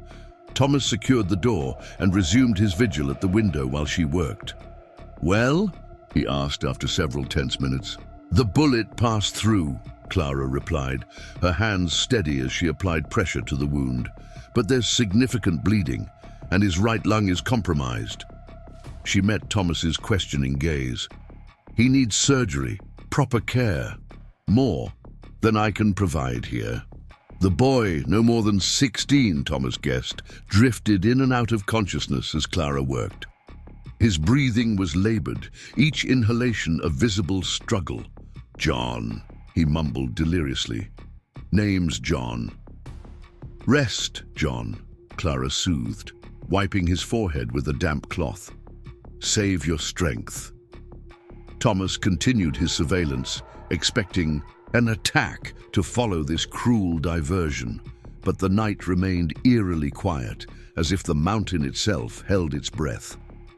"Why send him just to wound him?" Clara asked, her voice low to avoid disturbing her patient. "What purpose does that serve?" Thomas had been considering the same question. "To test our resolve," he suggested, "to see if we'd break cover to help or—" He hesitated, reluctant to voice his darker suspicion. "Or," Clara pressed. "Or to burden us," he finished. "Another mouth to feed, another life to protect, a distraction." Clara's expression hardened. "A human being is not a burden, Thomas. Not ever." He didn't argue. In the abstract, she was right. But practically, strategically, the boy's presence complicated their already precarious situation. John would require constant care, medicines they could ill afford to spare, attention that should be focused on the coming confrontation. Yet as he watched Clara tend to the boy with gentle efficiency, Thomas recognized something he'd nearly forgotten, that compassion wasn't weakness. It was its own kind of strength, one that had sustained armies when strategies failed, that had rebuilt communities when structures crumbled. The remainder of the night passed without incident. Thomas maintained his vigil while Clara monitored John, whose condition stabilized but remained critical. By dawn, Thomas's suspicion had evolved into certainty. Hargrove was playing a longer game, testing them, measuring their responses before committing his forces. Clara finally rested, curled in the chair near John's makeshift bed. Thomas studied her as morning light filtered through the shutters, the smudges of exhaustion beneath her eyes, the dried blood on her sleeve, the stubborn set of her jaw, even in sleep. She had worked through the night without complaint, her focus absolute, her commitment unwavering. Scout's low growl roused both of them. The dog stood at attention near the north-facing window, hackles raised. Thomas moved silently to investigate, Clara close behind him. A line of men had appeared at the edge of the clearing, 8 riders spaced evenly along the tree line. They made no attempt to conceal themselves. Instead, they sat motionless, watching the cabin with the patient menace of vultures eyeing wounded prey. "Hargrove's new men," Thomas surmised, "making sure we know they've arrived." Clara squinted against the morning glare. "The one in the center? Is that Hargrove himself?" Thomas focused on the indicated figure, a man in a distinctive gray, coat astride a tall black horse. "Yes," he confirmed, "come to oversee his investment personally." As if hearing them, the central rider raised a hand in mock salutation, then made a gesture to those flanking him. The line of watchers dispersed, disappearing into the trees with practiced coordination. "What are they doing?" Clara asked, tension evident in her voice. "Establishing a perimeter," Thomas explained, "making sure every approach is covered. They'll rotate positions, maintain constant surveillance." "Waiting for what?" "For us to make a mistake. Run low on supplies. Grow desperate." He turned to face her. "For the boy to die under your care, perhaps, thinking that might break your resolve." Clara's expression hardened. "Then they don't understand resolve." Throughout the day, they caught glimpses of Hargrove's men moving between positions, never presenting an easy target, but ensuring their presence remained known. It was psychological warfare, Thomas recognized, the constant reminder of encirclement, of options narrowing with each passing hour. John's condition worsened by afternoon. The wound itself was clean, but infection had set in, evidenced by the heat radiating from his skin and the rapid, shallow quality of his breathing. Clara fought it with the limited medicines available, her frustration mounting with each failed attempt to reduce his fever. "I need herbs," she said finally, her voice tight with controlled anger. "Willow bark, echinacea, golden seal, things that grow even in winter if you know where to look." Thomas understood immediately what she was suggesting. You can't go outside. They're watching every movement. Then you go, she countered. You know these mountains, where to find what we need. It was a risk. Leaving the cabin meant exposing himself, becoming a target. But staying meant watching the boy die slowly, painfully, under Clara's hands. A blow to her spirit that might accomplish what threats could not. There's a grove in the eastern ravine, Thomas said after consideration. Protected from the worst weather. Willow grows there and other medicinals? Clara nodded, relief evident in her expression. I'll write down exactly what to look for. The decision made, Thomas prepared methodically. He would need to move fast, stay low, use the terrain to his advantage, skills from his scouting days that had grown rusty with disuse but remained ingrained in muscle memory. 2 hours, he told Clara as he checked his sidearm. If I'm not back by then, you will be, she interrupted firmly. He studied her face, memorizing its details as soldiers often did before dangerous missions, a reminder of why return mattered. Bar the door behind me, he instructed. Don't open it for anyone but me. Clara nodded, then surprised him by stepping forward and placing her hand against his cheek, a brief, gentle touch that conveyed more than words could have. Be careful, she said simply. Thomas slipped out through a rear exit they had disguised within the lean-to stable. Scout followed despite attempts to keep him inside, and Thomas relented. The dog's senses would provide valuable warning of approaching danger. They moved through the forest like shadows, Thomas choosing his path with care, avoiding open ground and using the natural contours of the mountain to shield their progress. Years of hunting these slopes had taught him every game trail, every rock formation that might provide cover. Scout proved his worth immediately, freezing at the slightest unusual sound, leading Thomas safely around 2 of Hargrove's sentries. Without detection, they reached the eastern ravine, a steep-sided gully where underground springs created a microclimate milder than the surrounding mountain, without incident. The vegetation here was indeed greener, protected from harsh winds, and nourished by constant moisture. Thomas identified willow easily, along with several other plants on Clara's list. He worked quickly, gathering what was needed, trusting Scout's vigilance to provide warning of approaching danger. The return journey would be more dangerous, he knew. They would be moving uphill, more exposed, and their success on the outbound path might have lulled them into false security. They were halfway back when Scout suddenly stiffened, ears alert. Thomas froze, every sense straining to identify the threat. Nothing moved in the surrounding forest. No birds called. Even the wind seemed to have died away. Then he heard it, the faint crunch of snow under a cautious boot somewhere to his right. Someone was paralleling their path, trying to intercept their return to the cabin. Thomas signaled Scout to stay, then eased forward silently, using a large pine for cover. From this new vantage, he could make out a figure moving through the trees approximately 50 yards away. One of Hargrove's hired guns, rifle at the ready, attention focused on the most likely route back to the cabin. There were 2 options, engage or evade. The former would alert others to his position. The latter required a significant detour, delaying his return with the medicines Clara needed for John.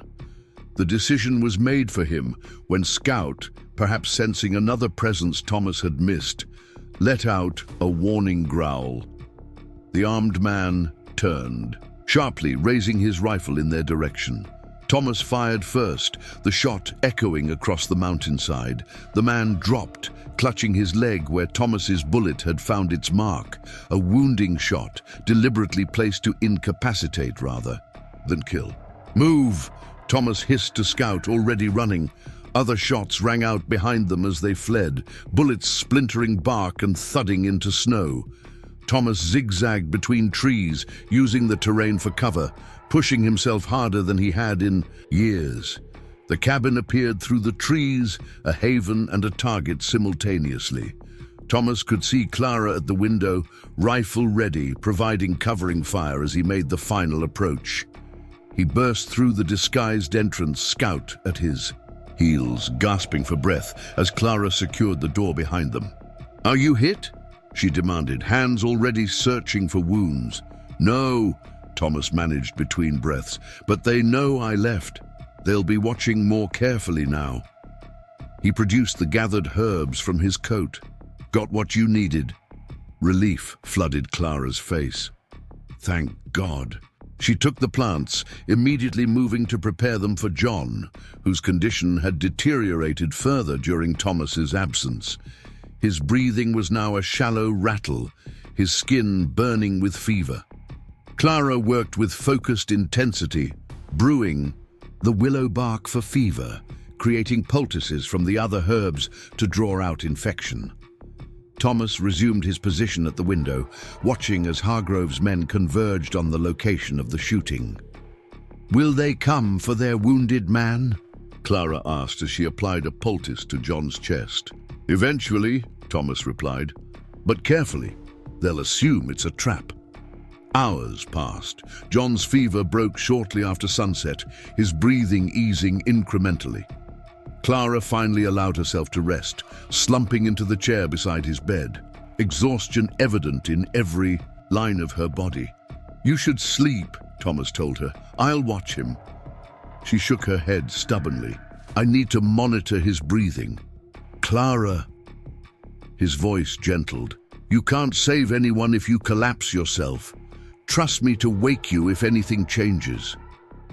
Their eyes met across the cabin, hers clouded with fatigue, his steady with promise. Finally, she nodded, moving to the bed Thomas had insisted she continue using, despite his preference for the chair. 2 hours, she conceded. "Then we switch." Thomas watched as sleep claimed her almost instantly, her body surrendering to the demands it could no longer ignore. In repose, the strain of the past days softened from her features, revealing a vulnerability her waking self rarely displayed. John stirred, drawing Thomas's attention.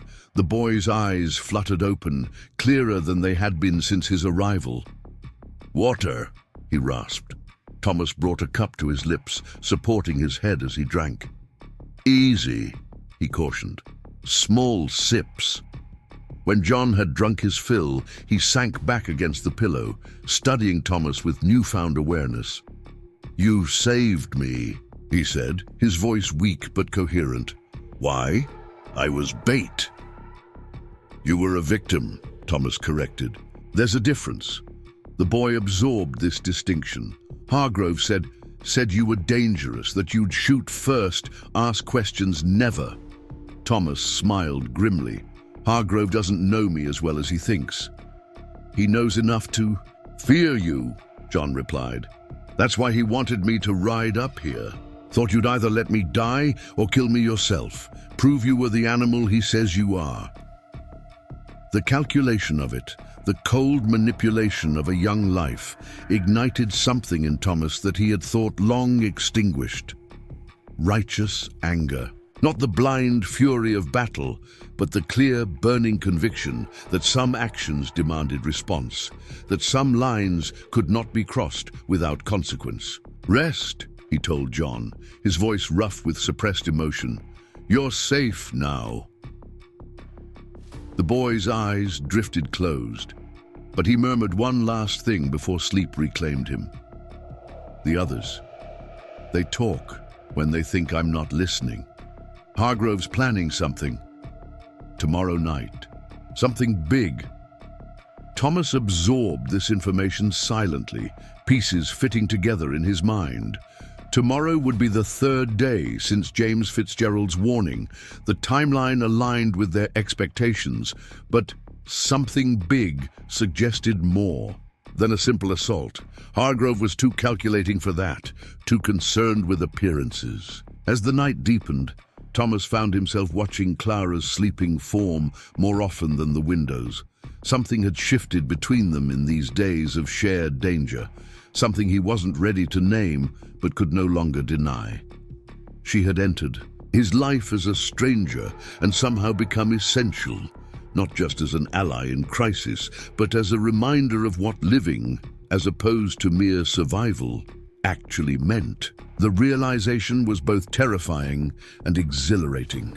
For years, he had existed in suspension, neither fully present in his life nor entirely absent from it. Clara's arrival had forced him back into the world, demanded his participation, his commitment to something beyond moment-to-moment endurance. Near midnight, she stirred, rising without prompting to relieve him as promised. They exchanged places without words, the routine already established between them.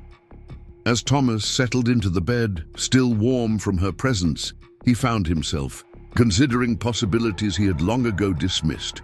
A future not defined by past losses, a life that contained more than memories and regrets. He slept deeply for the first time in days, perhaps years, and dreamed not of battlefields but of spring on the mountain, of wildflowers reclaiming burned ground, of Clara standing in sunlight, her hair unbound, Scout circling playfully at her feet.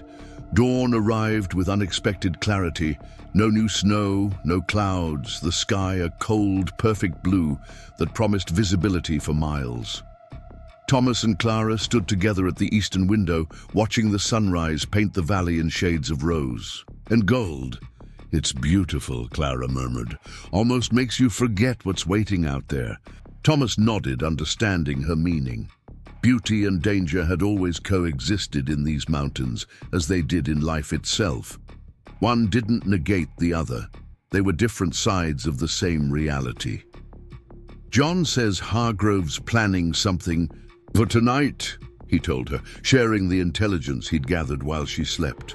Clara's expression tightened. "Something specific?"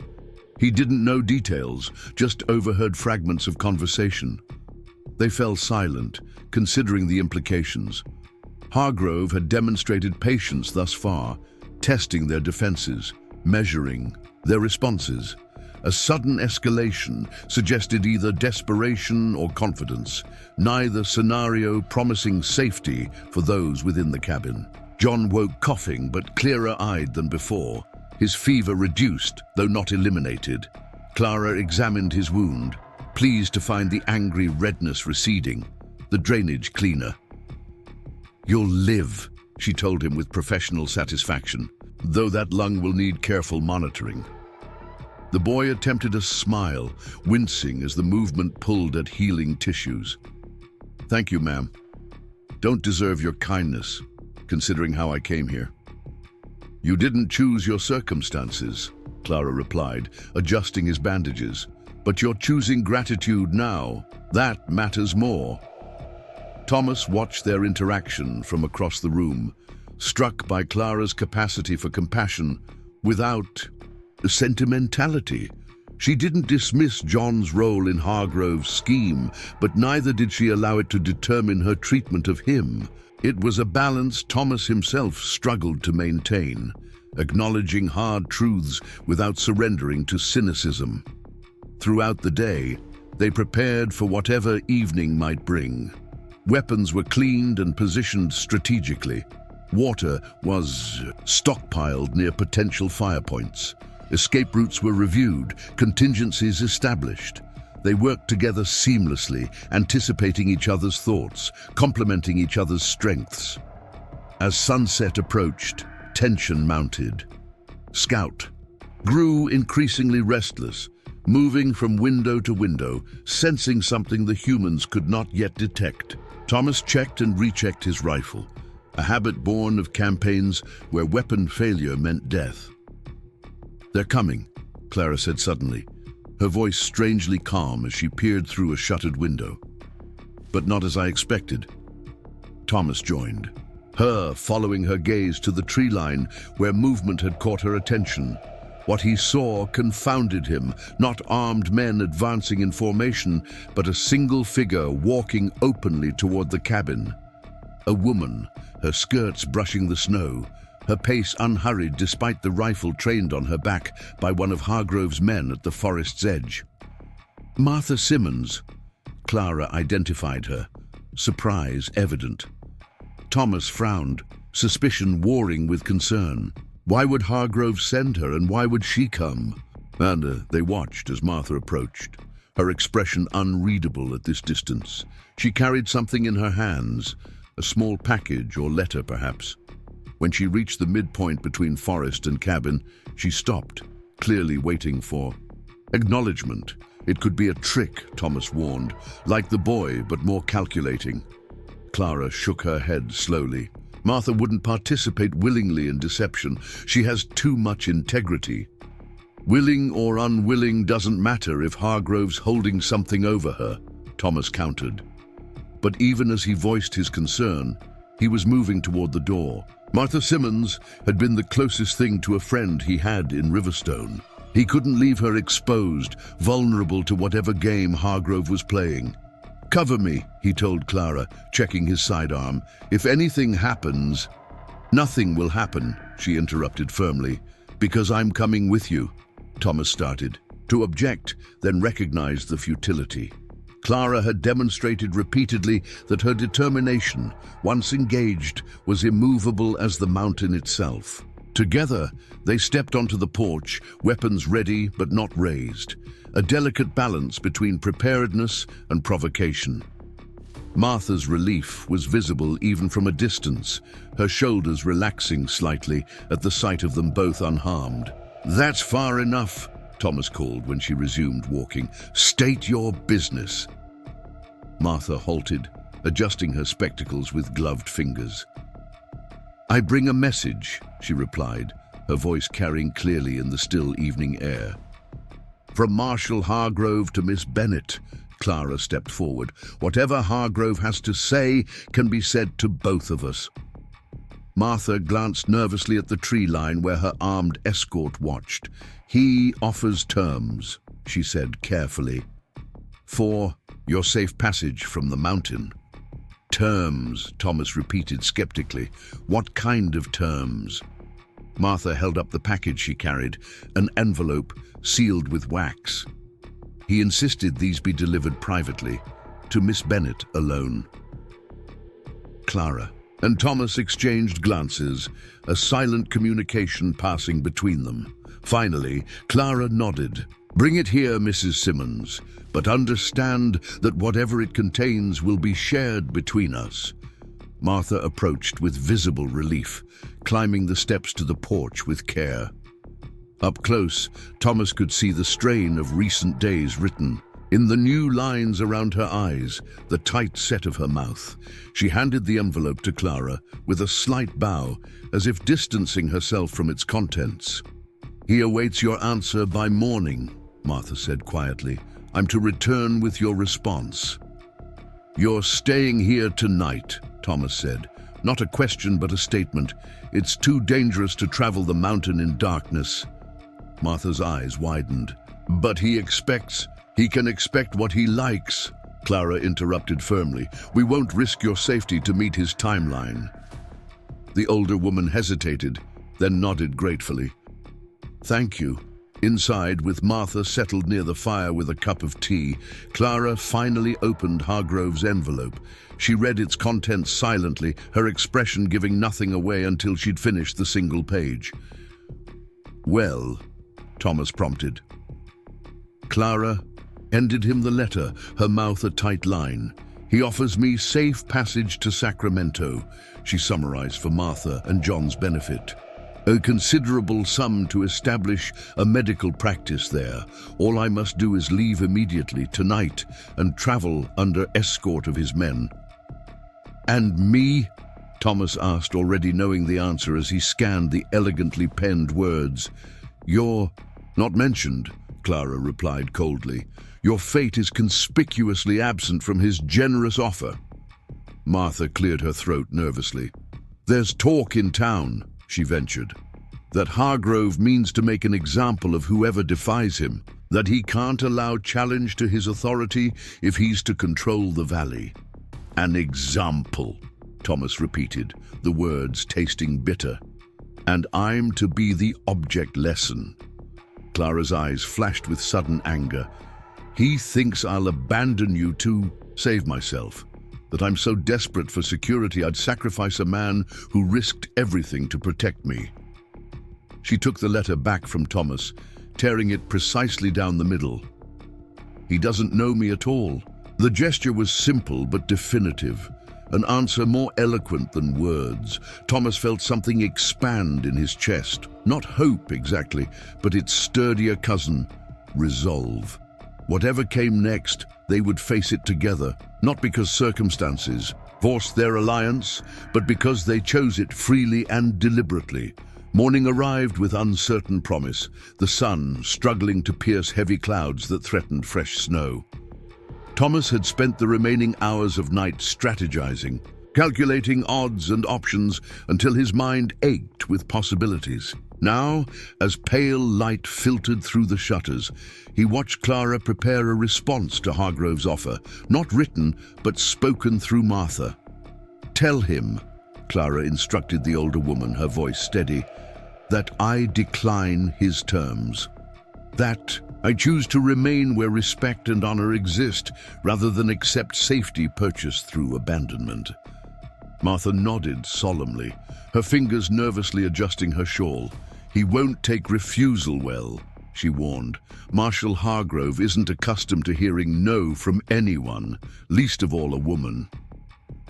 "Then it's past time he learned," Clara replied, simply. Thomas approached, handing Martha a small bundle, jerky, hardtack, a flask of water. "For your journey down," he explained, "go directly to the Fitzgerald place if you can. James's brother will ensure you reach town safely." The older woman accepted the provisions with a grateful nod. "What about you?" she asked, glancing between Thomas and Clara. "What happens after I deliver this refusal?" Thomas's expression remained carefully neutral. "We'll manage." Martha wasn't fooled by his understatement. "The Fitzgeralds are ready," she said quietly. "Others too. When the moment comes, look to the southern ridge. 3 shots in succession will be the signal." Thomas nodded, understanding the message beneath her words. Resistance was organizing in the valley. They weren't as alone as Hargrove believed. "Safe journey," he said, escorting Martha to the door. Outside, the morning air bit with cold intensity. Thomas scanned the tree line as Martha descended toward the trail, relieved when she made it to the forest's edge without incident. Whoever had escorted her the previous evening was either gone or well concealed. Back inside, Clara was checking John's bandages, her hands moving with practiced efficiency. The boy's condition had improved dramatically overnight, his breathing deeper, his color returning. "Another day or two and you might manage the journey down," she told him.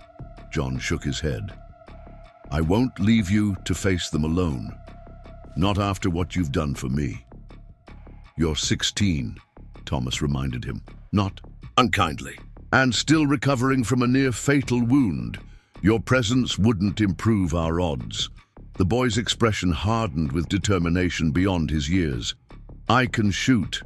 My pa taught me before the fever took him, and I hear things they don't think matter. I can help." Clara and Thomas exchanged glances, a silent negotiation passing between them. Finally, Clara nodded slightly, deferring to Thomas's judgment. "What kind of things?" Thomas asked, pulling a chair closer to John's. "Makeshift bed." Relief flooded the boy's face at being taken seriously. "Hargrove's men aren't all loyal," he began eagerly. "The locals, they follow him because they're scared or need the money. But these new men, the ones from Carson City, they're different. Professionals. They don't care about the valley or who owns what. They want quick work and good pay." Thomas considered this distinction. Would they abandon Hargrove if the odds turned? "Some might," John confirmed, "especially the Thompson brothers. They were arguing with Hargrove yesterday morning, wanted more money because the job was taking longer than promised." This was valuable intelligence, the kind that could change tactical calculations significantly. Thomas had seen it during the war, how mercenary forces could dissolve at the first sign of resistance if their compensation didn't match the risk. "Good work," he told John, earning a proud smile from the boy. "What else?" While they debriefed. John further, Clara prepared breakfast. Coffee from their dwindling supply, cornmeal mush with dried berries, the last of the fresh bread. They ate together around the table, an unlikely family unit forged in crisis. Scout lay at their feet, occasionally rising to check the windows, his canine senses more attuned to approaching danger than human vigilance. "Hargrove will make his move soon," Thomas observed as they finished eating. "Today, most likely, Martha's return with your refusal will force his hand." Clara gathered the dishes, her movements deliberate. "What will it be? Direct assault?" Thomas shook his head. "Too risky, too visible. He prefers to maintain appearances of legitimacy." He stared into his coffee cup, thinking. Fire would be most effective. Wait until night, send men to surround the cabin, then force us out with flames. John's eyes widened at this clinical assessment of their potential deaths. Clara remained calm, though her hands stilled momentarily on the wash basin. "Then we don't wait," she said with sudden decision. "We take the initiative." Thomas looked up sharply. "Meaning?" "Meaning," Clara continued, determination hardening her voice, "that we've been reactive long enough, waiting for Hargrove to dictate terms, to decide when and how this confrontation happens." She dried her hands on her apron, facing Thomas directly. "I was taught in the field hospitals that sometimes the only way to save a patient is to act, before the infection spreads too far, to amputate the limb before gangrene claims the body." The metaphor wasn't lost on Thomas. "You're suggesting we strike first." "I'm suggesting we change the battlefield," she clarified. "Hargrove expects us to remain here, defending this position until we're overrun or burned out. What if we weren't here when he arrives?" Thomas's tactical mind immediately grasped her meaning. "An ambush," he said, admiration evident in his tone. "Draw them in, then hit them from where they least expect." Clara nodded, encouraged by his response. "We know these mountains. They don't use that advantage." It was sound strategy, reminiscent of techniques Thomas had employed during the war, allowing the enemy to believe they'd found their quarry, only to discover too late they'd walked into a trap. But it required preparation, coordination, perfect timing. "We'd need to move John," Thomas thought aloud, mentally calculating logistics. "Scout too. Leave enough evidence of occupation to make them believe we're still here, but clear signs of our actual position for Martha's reinforcements." Clara was already moving, gathering essential medical supplies. "I can have us ready within the hour." Thomas watched her efficiency with newfound appreciation. She wasn't just adapting to crisis. She was anticipating it, shaping it to their advantage. In another life, she might have made an exceptional field commander. "John," Thomas turned to the boy, who had been following their exchange with growing excitement. "How well do you know the cave systems in these mountains?" The boy's eyes lit with understanding. "Well enough. Pa used to prospect up here before settling in the valley. Showed me a few hiding spots, places where a man might shelter if caught in sudden weather." "Good," Thomas nodded. "You'll guide Clara there while I prepare the cabin." Clara stopped mid-motion, turning to face him with sudden suspicion. "We go together or not at all," she reminded him firmly. "That was our agreement." Thomas met her gaze steadily. "This isn't a noble sacrifice, Clara. It's tactical necessity. I need to create the illusion that we're still here, clothes on the line, smoke from the chimney, tracks in the snow. Then I'll join you at the rendezvous point before Hargrove makes his move." She studied him, searching for deception. Finding none, she nodded reluctantly. 2 hours, she stipulated. If you're not at the cave by then, I'm coming back for you. Thomas didn't doubt her for a moment. 2 hours, he agreed. They worked with efficient urgency, Clara packing only essentials: medicines, bandages, ammunition, food for 3 days. Thomas prepared the cabin, arranging blankets to suggest sleeping forms, positioning Scout's old bowl prominently by the fire, leaving a half-finished letter on the table. Details that would convince observers the cabin remained occupied, at least at first glance. Before departing, Clara approached Thomas one final time. "Be careful," she said, her voice softening from its previous determination. "I've buried too many good men to add you to that count." The simple declaration struck Thomas more powerfully than any elaborate sentiment might have. Without thinking, he reached for her hand, fingers closing around hers in a brief, firm clasp. 2 hours, he promised again. He watched as Clara helped John into a makeshift travois he'd constructed, a simple arrangement of pine branches that would allow them to move the boy without reopening his wound. Scout circled anxiously, sensing the tension in his humans, alert to the unusual activity. "Go with them," Thomas instructed the dog, gesturing toward Clara and John. Scout hesitated, torn between commands and instinct. "Go," Thomas repeated firmly. "Protect." Something in his tone must have communicated the urgency, for Scout finally moved to Clara's side, pressing against her leg in canine commitment. With a final glance at Thomas, Clara led them into the forest, following a carefully planned route that would leave minimal tracks while providing maximum cover. Alone in the cabin, Thomas worked methodically through his preparations. He created tripwires at strategic points along the most likely approach routes, not to injure, but to alert. He positioned lanterns where they would be visible from a distance, suggesting continued occupation. Who'd laid false trails, doubling back on his own footprints to disguise his actual destination.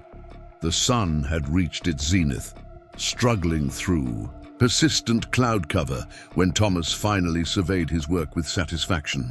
Anyone observing from a distance would believe the cabin remained inhabited, smoke rising from the chimney, laundry fluttering on the line, lights visible through cracks in the shutters as darkness fell. He was preparing to depart when Scout's distinctive bark reached him, 3 sharp sounds in quick succession. A warning. Thomas moved instantly to the window, rifle ready, scanning the tree line with practiced precision. Nothing moved in the immediate vicinity, but Thomas trusted the dog's senses more than his own eyes. Something or someone had disturbed Scout's vigilance. Had Clara been discovered already? Had Hargrove's men moved faster than anticipated? The bark came again, more urgent this time. Thomas made his decision. Abandoning the final preparations, he slipped out through the disguised rear exit, moving in a crouch to remain below the sight line of anyone watching from the forest's edge. He had covered perhaps 50 yards when movement to his right caught his attention. A figure weaving through the trees, moving with the uncertain steps of someone unfamiliar with mountain terrain. Thomas dropped to a prone position, using a fallen log for cover as he assessed the intruder. It was Martha Simmons, attempting to return to the cabin with none of the caution she'd shown during her previous approach. Her breathing came invisible, puffs, her progress hampered by snow-laden branches that caught at her skirts and shawl. Thomas whistled softly, the same 3-note pattern he'd used with Scout. Martha froze, searching frantically for the source until Thomas raised a hand, signaling his position. "Thomas!" she gasped as he reached her side. "Thank God, they're coming. Hargrove and all his men, they're not waiting for nightfall." Alarm coursed through him. "When?" "Now," Martha panted. "They were mobilizing as I left town, 30 men. At least armed like they're riding to war." She clutched his arm desperately. "I came back to warn you. They're bringing kerosene, Thomas. They mean to burn you out if you resist. Thomas processed this information with the cold calculation of a veteran scout. Their plan had assumed hours of preparation, not minutes. Clara and John were still en route to the cave, vulnerable if discovered. "Where are the Fitzgeralds?" he asked urgently. "Has the resistance organized?" Martha nodded. "Gathering now, but they won't be ready in time. James is trying to coordinate, but they're scattered throughout the valley." Thomas made his decision with the swift certainty of a man accustomed to battlefield adjustments. "Go to the eastern ridge," he instructed Martha. "Follow the deer trail past the lightning-struck pine. You'll find Clara and John heading for the cave system. Tell them plans have changed. They need to reach the secondary position immediately." "What about you?" Martha asked, already turning in the indicated direction. "I'll delay Hargrove," Thomas replied simply. "Buy time for the others to organize." Martha's weathered face creased with concern. "Alone? Against 30 men?" Thomas offered a grim smile. "I've faced worse odds." It wasn't entirely true, but it served the moment. "Go now. Move as quickly as you can without leaving obvious tracks." As Martha disappeared into the forest, Thomas returned to the cabin with renewed urgency. His original plan had been subtle, designed to create uncertainty and confusion among Hargrove's forces. Now he needed something more direct, a delaying action that would give Clara and the resistance fighters time to coordinate. Inside the cabin, Thomas gathered additional ammunition, distributing it among various pockets for easy access. He filled his canteen, strapped on his sidearm, and slung his rifle across his back. Then, with methodical precision, he began disassembling the persona he'd created, removing the laundry, extinguishing lamps, allowing the fire to die to embers. Let Hargrove discover an empty cabin. Let him wonder where his quarry had gone. Thomas was securing the last of his supplies when he heard it. The distinctive creak of saddle leather, the soft nicker of horses being held to slower paces than they preferred. Hargrove's men had arrived earlier than even Martha's warning had suggested. Moving silently to the observation point at the north window, Thomas counted riders emerging from the tree line. 10, 15, 20. Martha hadn't exaggerated. Hargrove had assembled a small army surrounding the cabin from multiple directions, closing the noose with practiced coordination. At their center rode Hargrove himself, distinctive in his grey coat, his posture suggesting the confidence of a man who believed victory inevitable. He raised a hand, signaling his forces to halt just beyond rifle range of the cabin. Thomas had seconds to decide: reveal his presence or maintain the illusion of an occupied cabin. Both had tactical advantages. Both carried significant risks. The decision was made for him when one of Hargrove's scouts spotted the dying smoke from the chimney. "Fire's nearly out," the man called. "They might have left already." Hargrove's response was immediate. "Jenkins, Parker, check the perimeter. Thompson brothers, prepare to breach. The rest maintain position." His voice carried clearly in the crisp air, pitched to command without shouting. Thomas watched as two men dismounted, rifles ready, moving cautiously toward the cabin from opposite directions.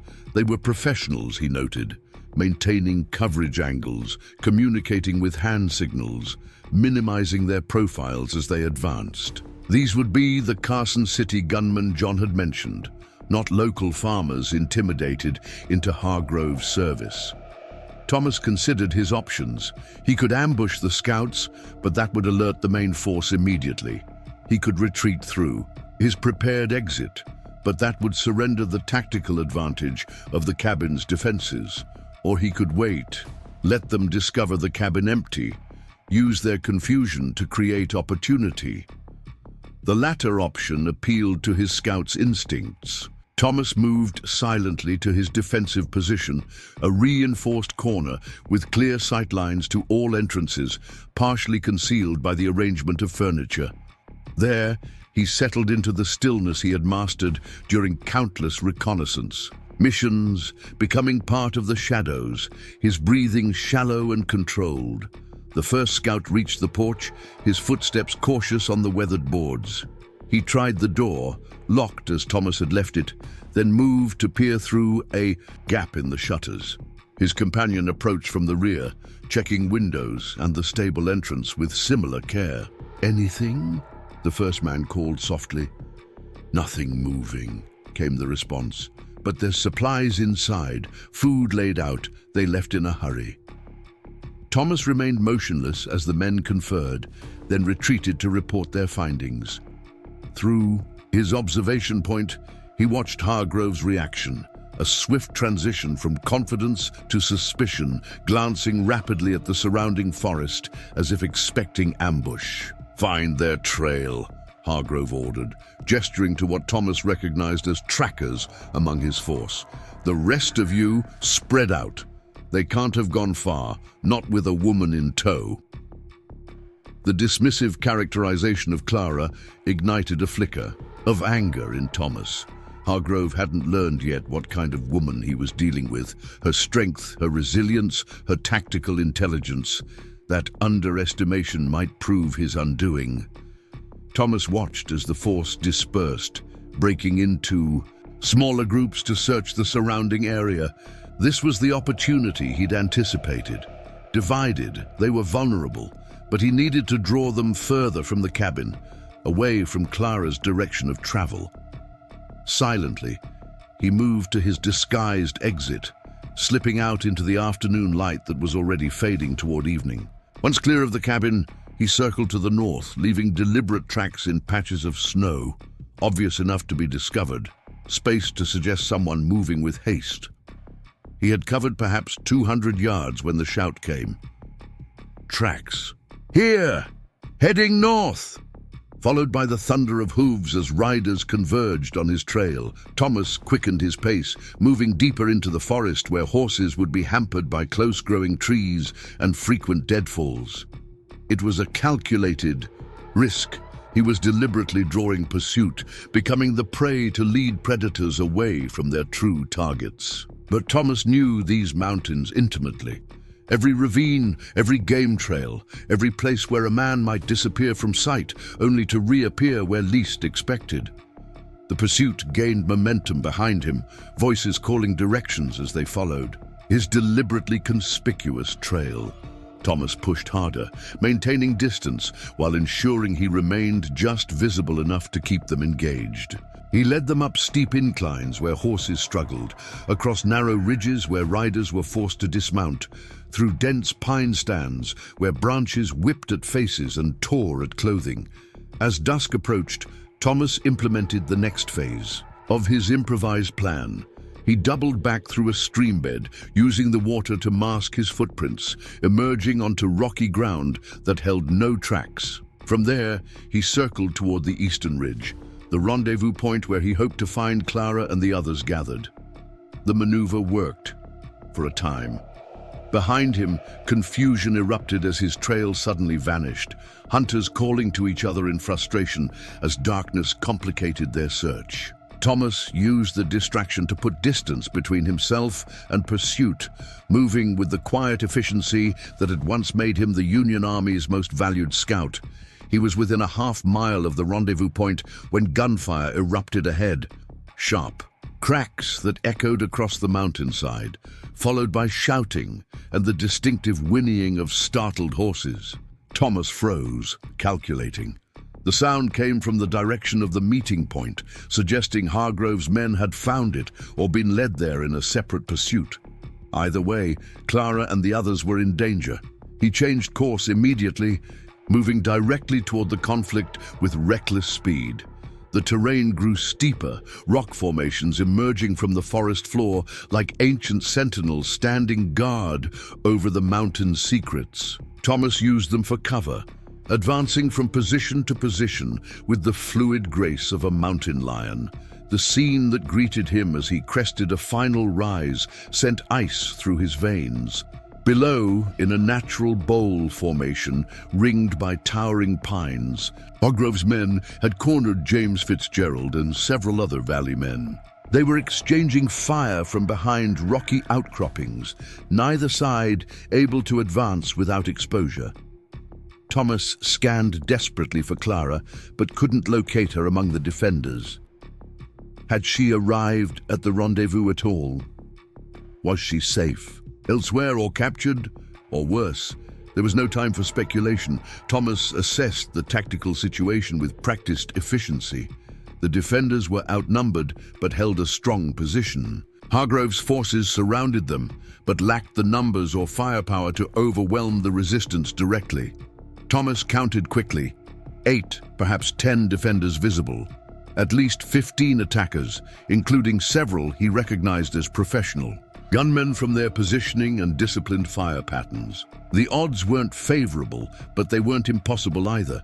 He circled to approach from behind Hargrove's line, using gathering darkness and natural cover to conceal his movement. The ambush was textbook. A silent approach. Careful target. Selection, the element of complete surprise. Thomas took position behind a massive boulder that provided both concealment and a stable shooting platform. He sighted carefully on the nearest of Hargrove's men, not aiming to kill, but to disable. The war had given him enough death. He would not add to that tally unnecessarily. His first shot caught the man in the shoulder, spinning him around with the impact. Before others could locate the source, Thomas had fired twice more, each bullet, finding its mark with precision born of grim experience. 3 men down in less than 10 seconds, all wounded rather than dead. Confusion erupted among Hargrove's forces. Shouts, conflicting orders, men firing blindly into the gathering darkness. Thomas used the chaos to reposition, circling to another vantage point, continuing his campaign of strategic disablement.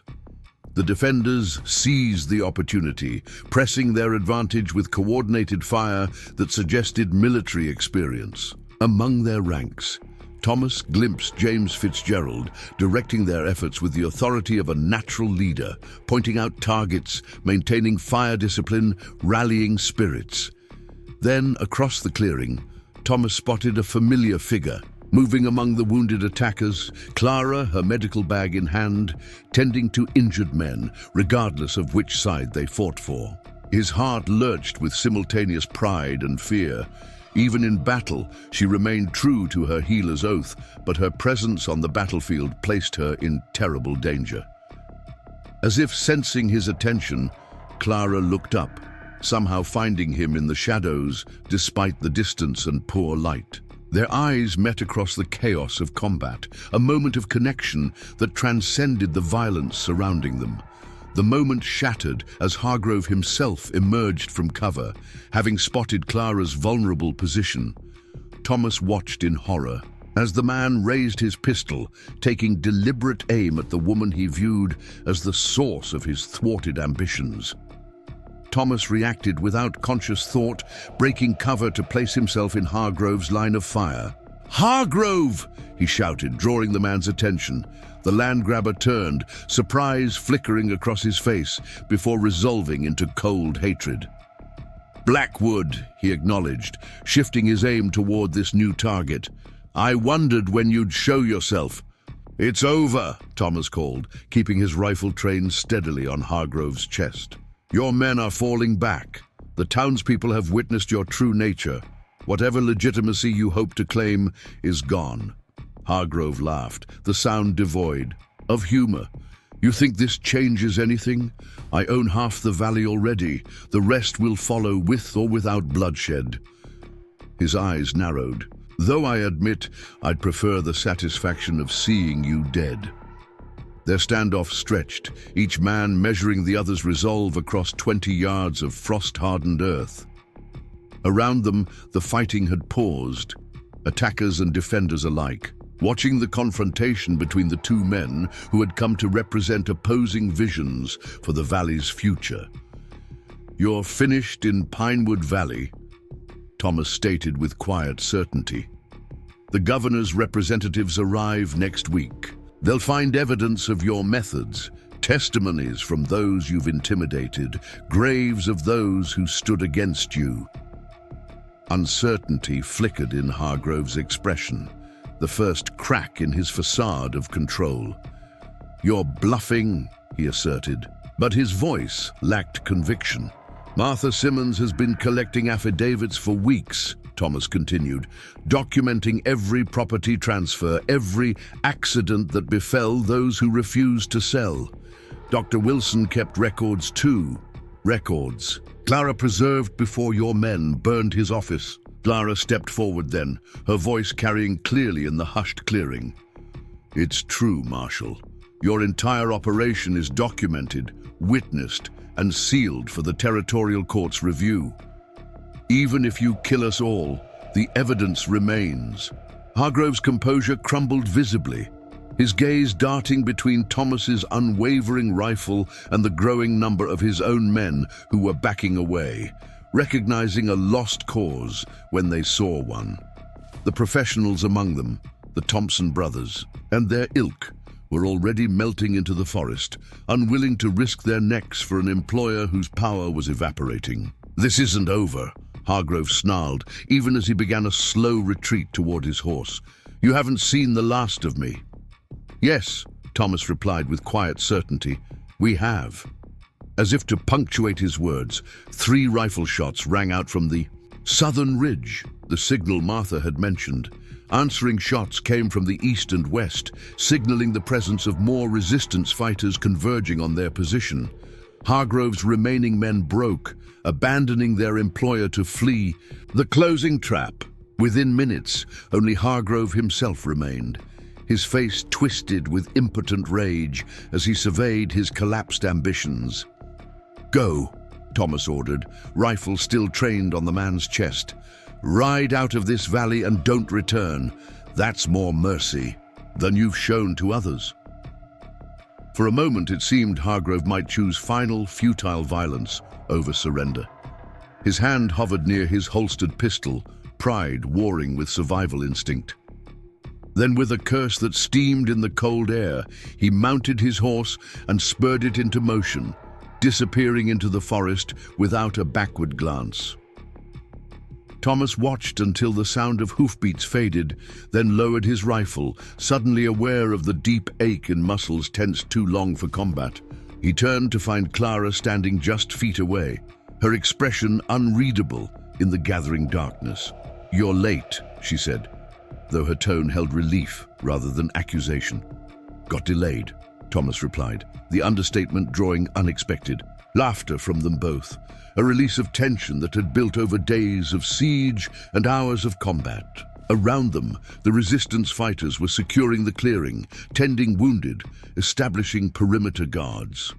James Fitzgerald approached, clasping Thomas's shoulder with fraternal pride. "Never doubted you'd come through," he said warmly. "How's John?" Thomas asked, scanning the gathering for the boy. "Safe," Clara assured him. "Martha took him to the cave as you instructed, scouts with them, standing guard like he was born to it." Relief washed through Thomas. Their improvised plan had worked. Not perfectly, not without cost, but well enough to turn the tide. Hargrove was defeated, his mercenaries scattered, his power broken. The valley had reclaimed its own fate. As the adrenaline of combat faded, Thomas felt the familiar hollowness that had followed every battle in his past, the questioning of necessity, the accounting of might-have-beens. Clara seemed to sense his withdrawal, moving closer to place her hand on his arm, anchoring him to the present moment. "It's over," she said softly, the words an echo of his own to Hargrove, but infused with gentleness rather than threat. "You did what was necessary, no more, no less." Thomas covered her hand with his own, drawing strength from her steady presence. Around them, the mountain night deepened, stars emerging from cloud cover to witness the aftermath of conflict and the possibility of new beginnings. "Let's go home," Clara suggested, the simple phrase carrying implications that neither was ready to examine fully, but both felt with increasing certainty. Thomas nodded, suddenly aware that home was no longer just a place on the mountain, a cabin built for solitude and memory. Home had become something more complex, more vital, something that included Clara's determined spirit, John's youthful resilience, Scout's loyal vigilance, a constellation of connections he had never sought, but now couldn't imagine surrendering. Together, they began the journey back toward Eagle's Ridge, walking side by side through forests that had witnessed their desperate flight hours earlier. The path ahead remained uncertain, the valley's recovery not yet assured, their own relationship still unnamed and undefined. But for the first time in years, Thomas Blackwood faced that uncertainty without dread, with something that felt suspiciously like hope instead. Spring arrived in the Sierra Nevada foothills with gentle persistence, melting snow revealing tender, green shoots beneath. The valley floor, once scarred and blackened, now showed promising signs of renewal. Wildflowers dotting meadows, saplings rising where burned timber had been cleared, new structures taking shape where abandoned homesteads once stood. Eagle's Ridge cabin had transformed as well. No longer a solitary outpost built for defense, it had expanded through careful construction. A small addition extending from its western wall, a proper stable replacing the lean-to, garden beds prepared. For planting as the soil thawed, the changes reflected a shift from survival to living, from isolation to community. Thomas stood on the porch, coffee warming his hands in the cool morning air. From this vantage, he could see clear to Riverstone, where rebuilding continued at steady pace. The town had reclaimed its identity in the months following Hargrove's defeat, governance returning to elected officials rather than strongmen, commerce flourishing as confidence returned. The sound of laughter drew his attention to the clearing beside the cabin. Clara knelt in freshly turned earth, showing John how to position seedlings for optimal growth. The boy had recovered fully from his wound, though he still favored his right side during strenuous activity. He had remained with them through winter, his family long gone, finding in their unlikely household the stability he'd lost to fever and fire years before. Scout raced around them in joyful circles, pausing occasionally to investigate promising scents or bark at distant wildlife. The dog had appointed himself guardian of their growing family, his vigilance never quite abandoned.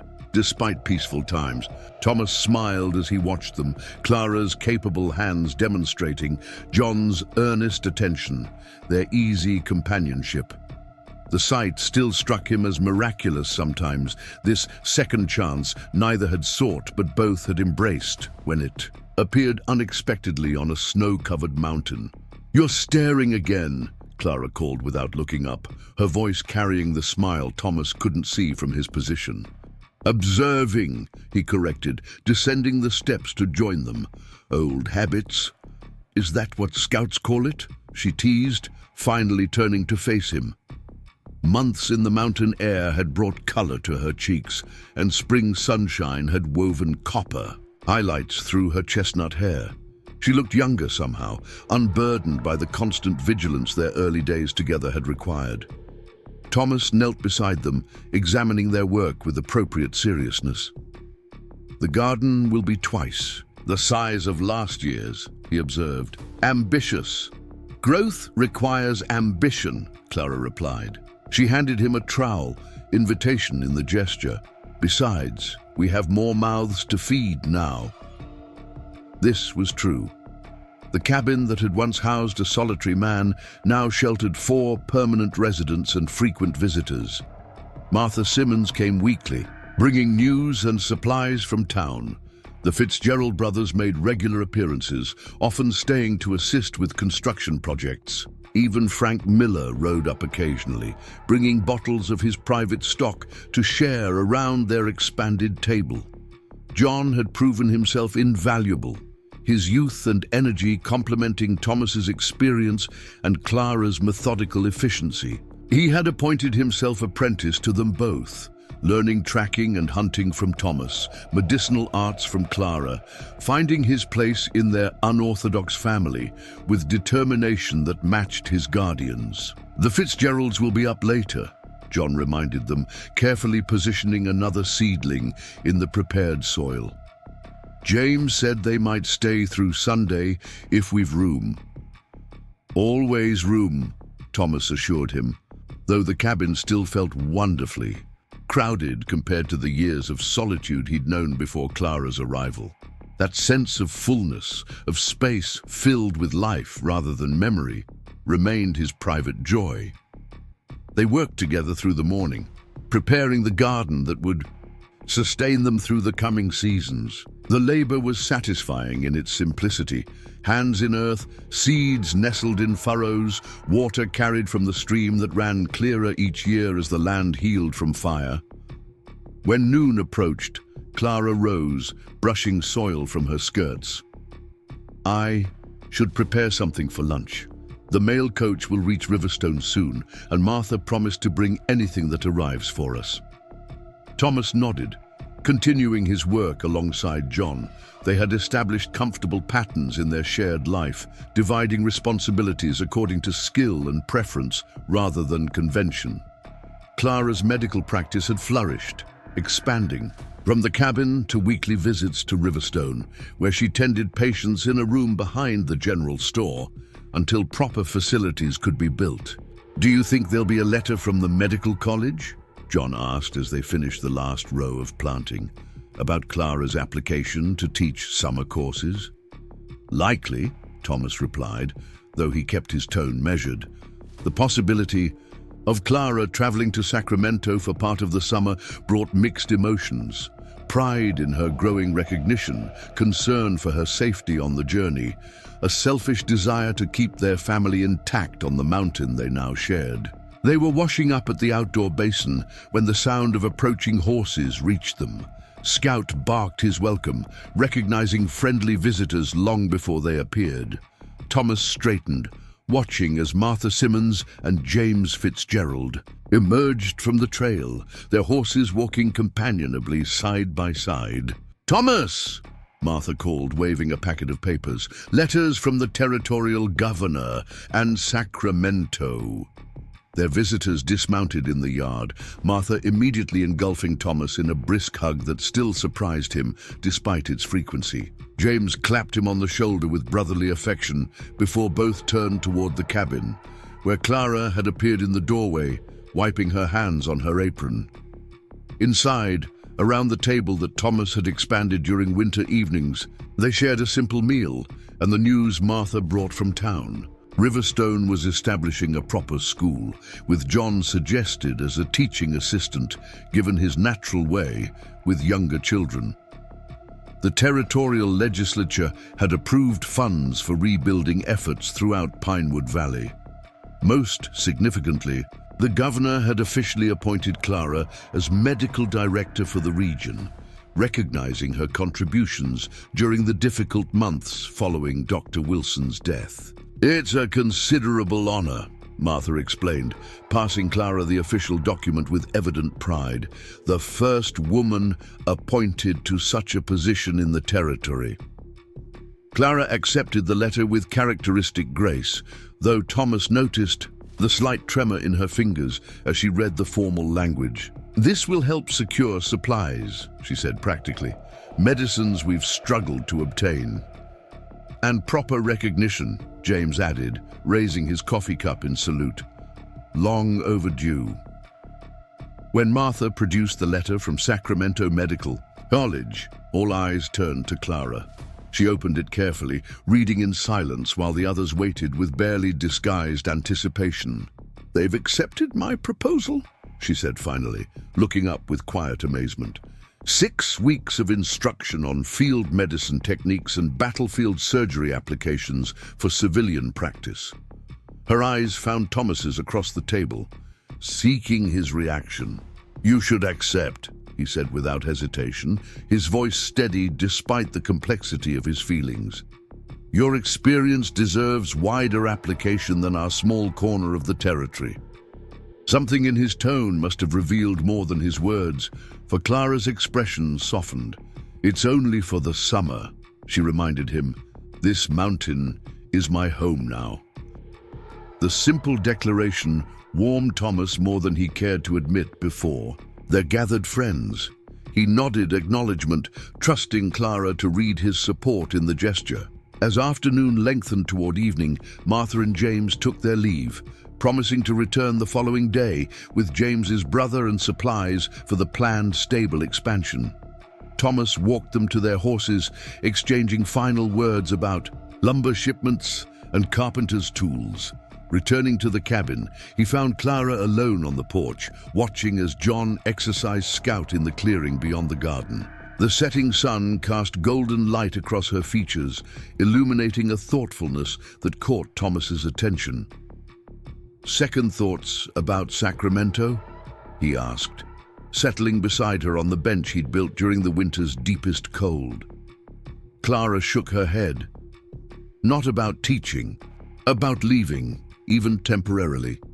She turned to face him directly. "When I arrived in this valley, I thought I was reaching the end of a journey, establishing a practice, building a life with a man I'd never met." She smiled at the irony. Instead, it was just another beginning. Thomas understood. His own life had been a series of endings before Clara's arrival. The end of his marriage with Elizabeth's death, the end of his military service with injury, the end of his engagement with society as he retreated to the mountain. Clara had disrupted that pattern of conclusion, introducing possibility where he'd seen only finality.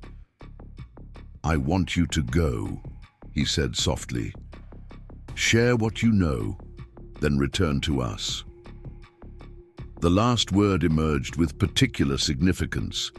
Us, not just him, but the family they had created, the community they were building, the future they were cultivating together. Clara's hand found his, fingers intertwining with familiar warmth.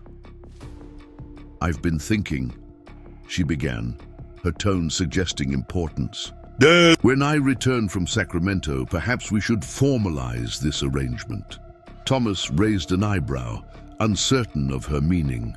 "Marriage," she clarified, a hint of color touching her cheeks despite her practical delivery. "For John's sake, legally, and for the sake of my position with the Territorial Medical Board, and," she added more softly, "for us." The proposal, for that was what it was, regardless of its unconventional source, struck Thomas with unexpected force. They had built a life together through crisis and recovery, established rhythms and rituals of shared existence, even created a family of sorts with John and Scout. Yet they had never spoken directly of marriage, allowing their relationship to develop without labels or obligations. "Unless you object," Clara added, misinterpreting his silence. Thomas tightened his grip on her hand. "I don't object," he said, voice rough with emotion he rarely displayed. "I just never expected to be the one proposed to." Clara laughed then, the sound carrying across the clearing and drawing Scout's attention. "I crossed a continent to marry a man I'd never met," she reminded him. "It seems fitting I should propose to the one I've come to love." The word hung between them. Love, so simple in pronunciation, yet so complex in meaning. They had demonstrated it in countless ways, through protection and healing, through respect and sacrifice, through the daily choice to build something lasting from the ashes of separate tragedies. But neither had named it until now. "Then yes," Thomas said simply, "when you return from Sacramento." As twilight deepened around them, they remained on the porch, watching as stars emerged above the valley they had helped reclaim. Scout and John raced back toward the cabin, breathless with exertion and youth. Inside, lamps glowed warm, welcome against gathering darkness. The mountain stood silent sentinel as it had for centuries, indifferent to human dramas yet somehow benedictory in its constancy. Thomas Blackwood, once solitary guardian of his mountain stronghold, now found himself at the center of a world expanding rather than contracting. Clara Bennett, who had journeyed west seeking purpose, had found not just a practice, but a place. Not just patience, but family. Together they had transformed survival into living, refuge into home, chance into choice. As John burst onto the porch, Scout at his heels, Thomas felt Clara's fingers tighten around his in silent affirmation. Whatever challenges Sacramento might bring, whatever changes awaited their valley as civilization pushed ever westward, they would face them as they had faced Hargrove and his mercenaries, together, drawing strength from each other, finding and courage in connection rather than isolation. The mail-order bride had arrived in a burned-out valley, seeking one future, only to create another. The battle-scarred Scout had offered temporary sanctuary, only to discover permanent healing. Their mountain stronghold had transformed from fortress to home, its defenses not abandoned, but expanded to protect something more precious than mere survival, the fragile, powerful promise of shared tomorrows. Up next, you've got two more standout stories right on your screen. If this one hit the mark, you won't want to pass these up. Just click and check them out.